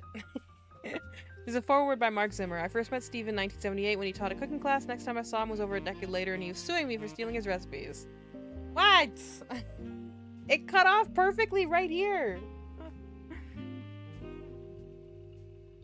You might wonder what I'm doing in this introduction. Well, it turns out that Steve and I had more in common than we thought. Instead of settling in a courthouse, we settled at McCarran's Brewhouse over a game of darts. They said they'd give us the first drink of the night for free for an entire year for mentioning them. We can't see- oh. Yeah, well, I wasn't even looking at that. By the end of the game, he agreed that I'd rather make a ton of money together than spend a ton of money on lawyers. It's pretty rare to meet your best friend so late in life. I decided to retire. I moved to Boston so we can hang out. So if you're browsing this book in a bookstore, please buy our book. We need more money so when the free beer runs out in the bookstore, could probably use the sale. Oh, we didn't miss anything anyway. I guess we could check McCarran's Brewhouse. McCarran's Brewhouse is a pub in Boston. They have a website. Apparently the bar has been around a long time. On the site, they list famous people who've had a drink there, including former president of the United States and the Root Tree Company, Kennedy. There have been a few listings of television shows and books that come up mentioned McCarran's, as well as how they came up. One of them is Garnishing the Truth, which the site has this to say about. Local and regular Stevie G wrote a book about food. We prefer cocktails, but he gave us a shout out, and we ain't gonna say no to free press. Go grab a drink. Go grab a bite at his kid's joint, Friday, and then swing by to meet him for a drink. Friday. Friday is a popular restaurant in Boston. They don't have a website, but many locals seem to mention them in various places. One more in-depth review explains that it's not a full restaurant, just a front door and a very small interior with a window. Unusually, the restaurant only serves vegetables, but a lot of reviews say that in spite of that, it's delicious. You find a short story about it on a website called My Boston Homepage. Whoever runs the page seems to just link to random sites related to Boston, tell personal anecdotes related to Boston, and give their relatively short opinions on things in Boston. It's very unorganized. It has this to say about Friday. Wicked overrated. I saw it in Chef's Signature, so I went and there was a huge line and they didn't have a single meat dish. What's the point? This is probably a periodical right here. Yep. Ta-da! No, we have not found a Boston periodical.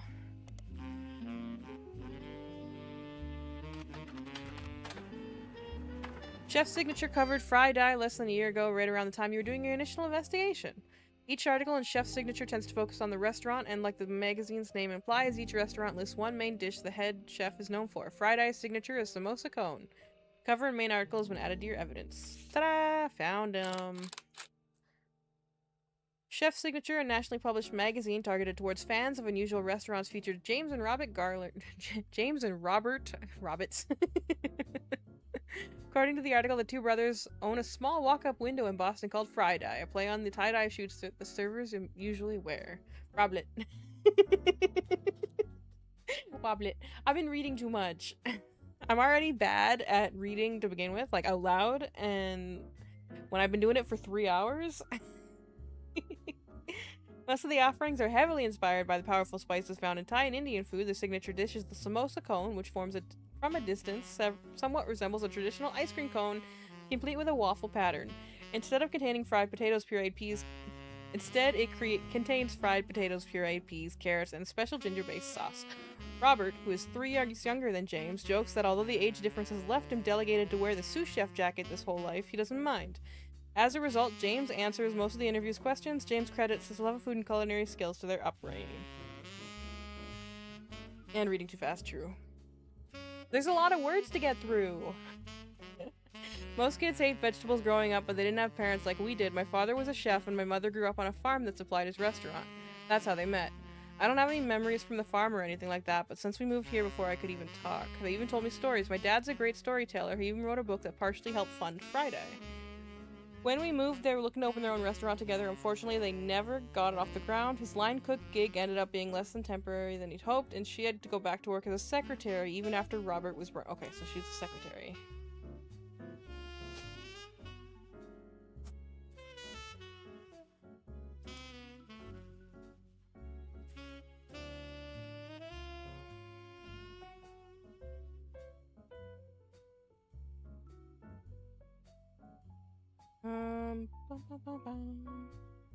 In the diner wherever he worked, my dad had no room for experimenting, so he'd exercise his skills at home on his days off. We'd even go shopping and cook as a family on those days, and even though we were hyper kids running around and causing a ruckus, those are some of our family's favorite memories since we were all together. Mom always had an eye for the best vegetables, and for him to work with... Mom always had the eye for the best vegetables for him to work with, and she did her best to pass that on to us. According to the article, their parents, who are now retired, visit Friday often. They even have a signature dessert, the Sistine apple. Apple pie has always been my mom's favorite, and my dad always had the stupid line he used to make her laugh involving apple pie. Most people realize it's a Sistine Chapel pun and assume that's all there is to it, but it's actually secretly named after them, sort of. Okay.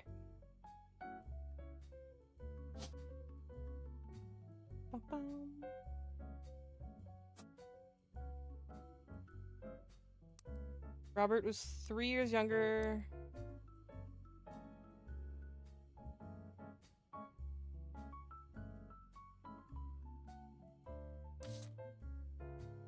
Probably Robert is red shirt. James is blue.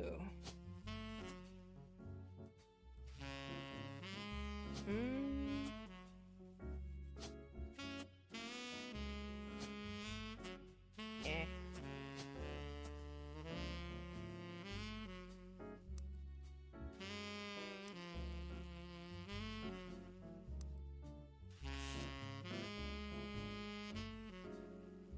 Robert is younger than James.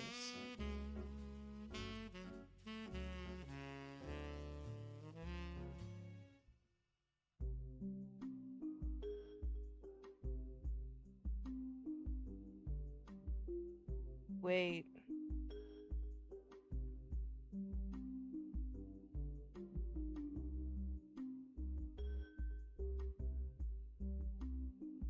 Wait, no. This is wrong.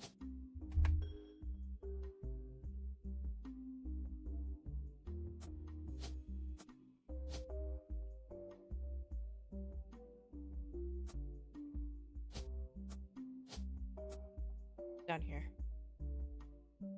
Yeah, it's down here.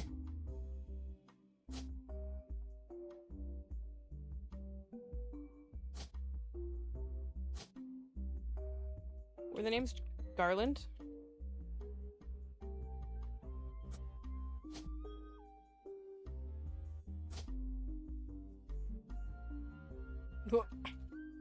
Eh. There we go.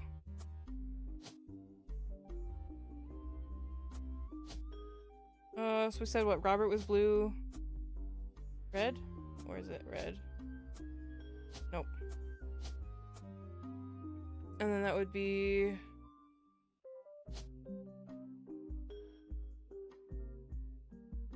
James is older? Okay. Give me one sec.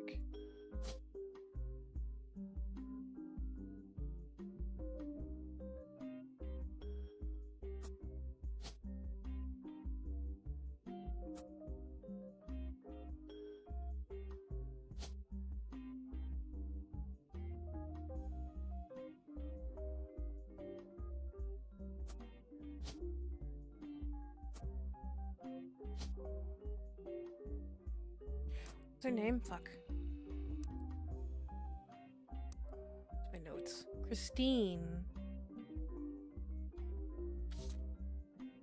Oops.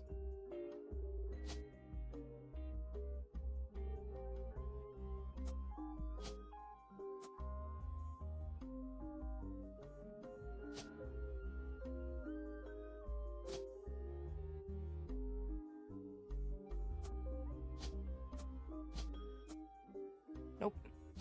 Still missing something. It might not be them that's fucked up though. 1, 2, 3. I think we just don't have enough yet. We need one more.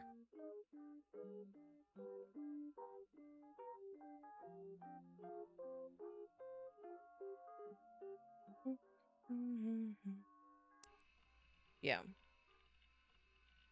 Well, let's see. Let's look up.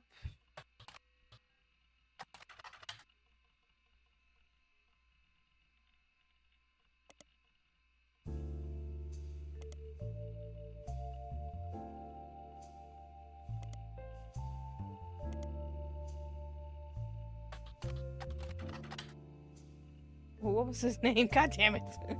Where did we find that? It was in the Boston site thing? Oh, was it in Boston? Wait. What?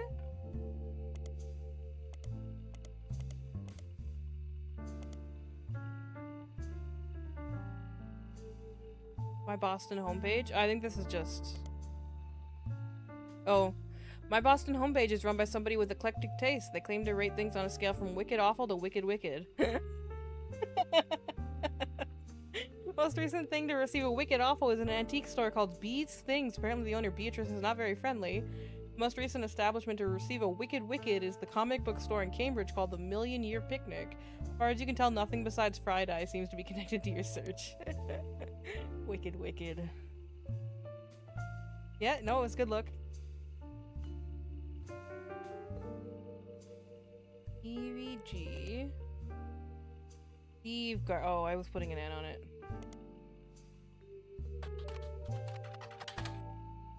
No? Fuck.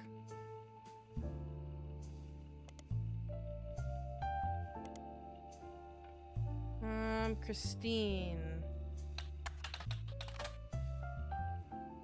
Bum bum bum bum bum bum. We don't know her name till we know her mother's name.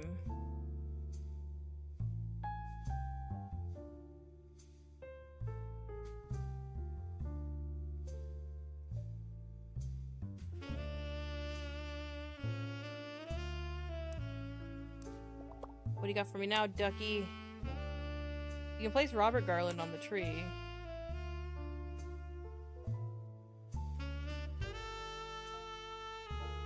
The Garland boys are one of guys? Wait, I've been wrong the whole time?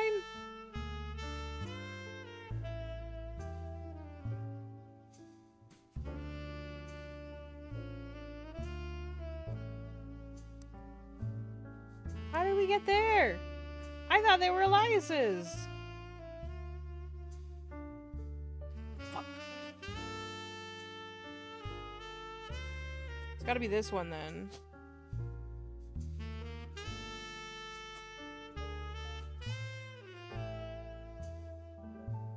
How did we get to that point?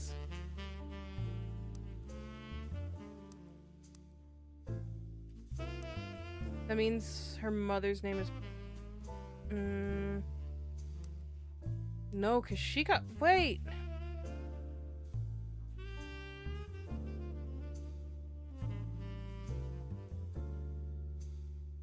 I don't know how we got to that point. Her name is Christine.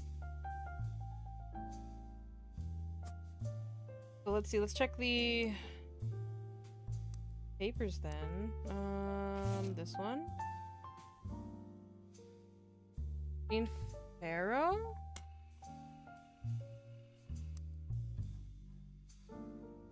In 76.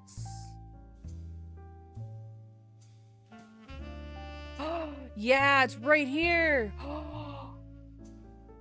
You can't see it because my hat's in the way. Christine Farrow is no longer listed among the secretaries, but Christine Garland has been hired.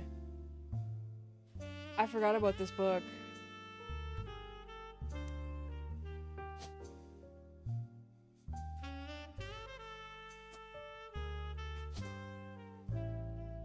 And it mentions that she's a secretary, and Guy keeps fucking all the secretaries. Hi, Darcy. Welcome in. Okay. Alright.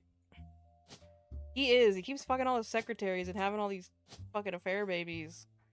I see how we made that connection now. I just didn't look hard enough.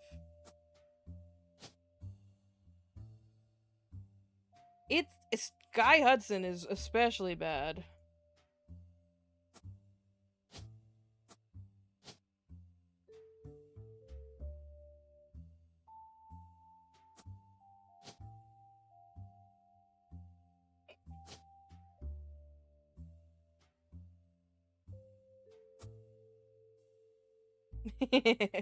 Probably. Okay, so this would be... James was first, we said? Garland. Rob. Garland. Chef. Chef. And then we gave... Blue shirt? Other way, blue shirt. That way. You were right. You're right. Jesus.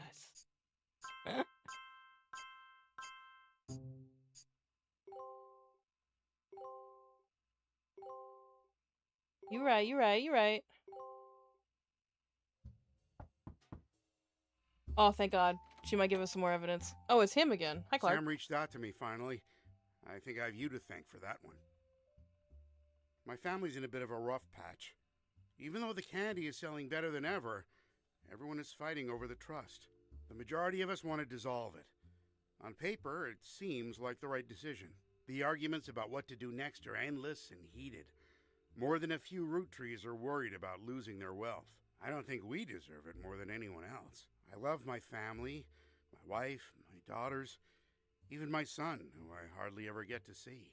I want to keep them safe and secure, but I didn't do anything to deserve this fortune. Hell, I probably deserve it less than most. It took me way too long to get my life together. Yes. Wife number 2 caught him in bed with wife number 3. The LaRue's. No. Yeah. Yeah, the LaRue's. His wife number 2 caught him in bed with wife number 3. They were sisters, yeah. Okay, enough about me. Here's the deal.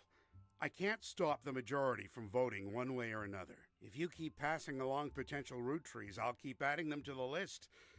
On the other hand, there's been some leaps forward in genetics. It may sound like science fiction, but we can actually determine who's in the family just by testing their DNA. You don't say. I guess it is What you've 90s, done the so late far 90s. has been very useful. Just keep filling out the tree and we'll prepare for the tests. Oh, he didn't give us any clues? Wow. Alright, well. That's okay. We've filled in a chunk. This one is, the tree is smaller, but the stories are more in-depth. And I feel like we're maybe about halfway. We still have this whole section to do. We have the other half of Guy's affairs.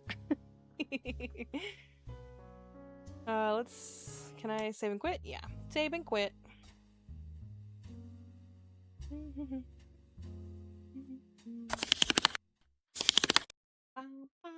Okay, I'm gonna raid out. I'll be back tomorrow. I'm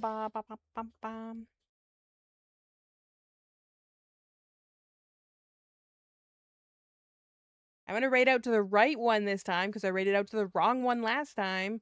It's finale night for Games Done Quick. If you haven't been checking it out, check out Games Done Quick. They're incredible. I watch them every year. They should be done. I think they're wrapping up around midnight, so about 2 hours or so, depending. They did a task, a computer speed run of Mario. It was incredible to watch. I had to stop watching it to come do stream, and I'm gonna go watch it as soon as the VODs go back up because it was so cool. Yeah, I've been watching them all week. I love them. And go support, what is it? Doctors Without Borders. They've probably raised nearly $2 million by now this week, so they do good work. And they make me want to speedrun stuff. I've never speedrun anything, but I've been thinking about trying. We'll see. Maybe we'll make it a special on the channel. I'll learn how to speedrun or something. Oh, I'm raiding out. I'm reading out now. Welcome in, raiders. I'm sorry. Hi, everybody. Hi, everybody. I'm sorry. I'm raiding out. I already have my raid going. Hi. We're raiding Games Done Quick. Thank you for the raid, though. Raid to a raid. Raid into raid. We're gonna go raid Games Done Quick. So I was just talking about how they do good work, and they've been speedrunning all week, and I love them. Raid deception. Thank you guys for hanging out tonight. Well, I was too slow.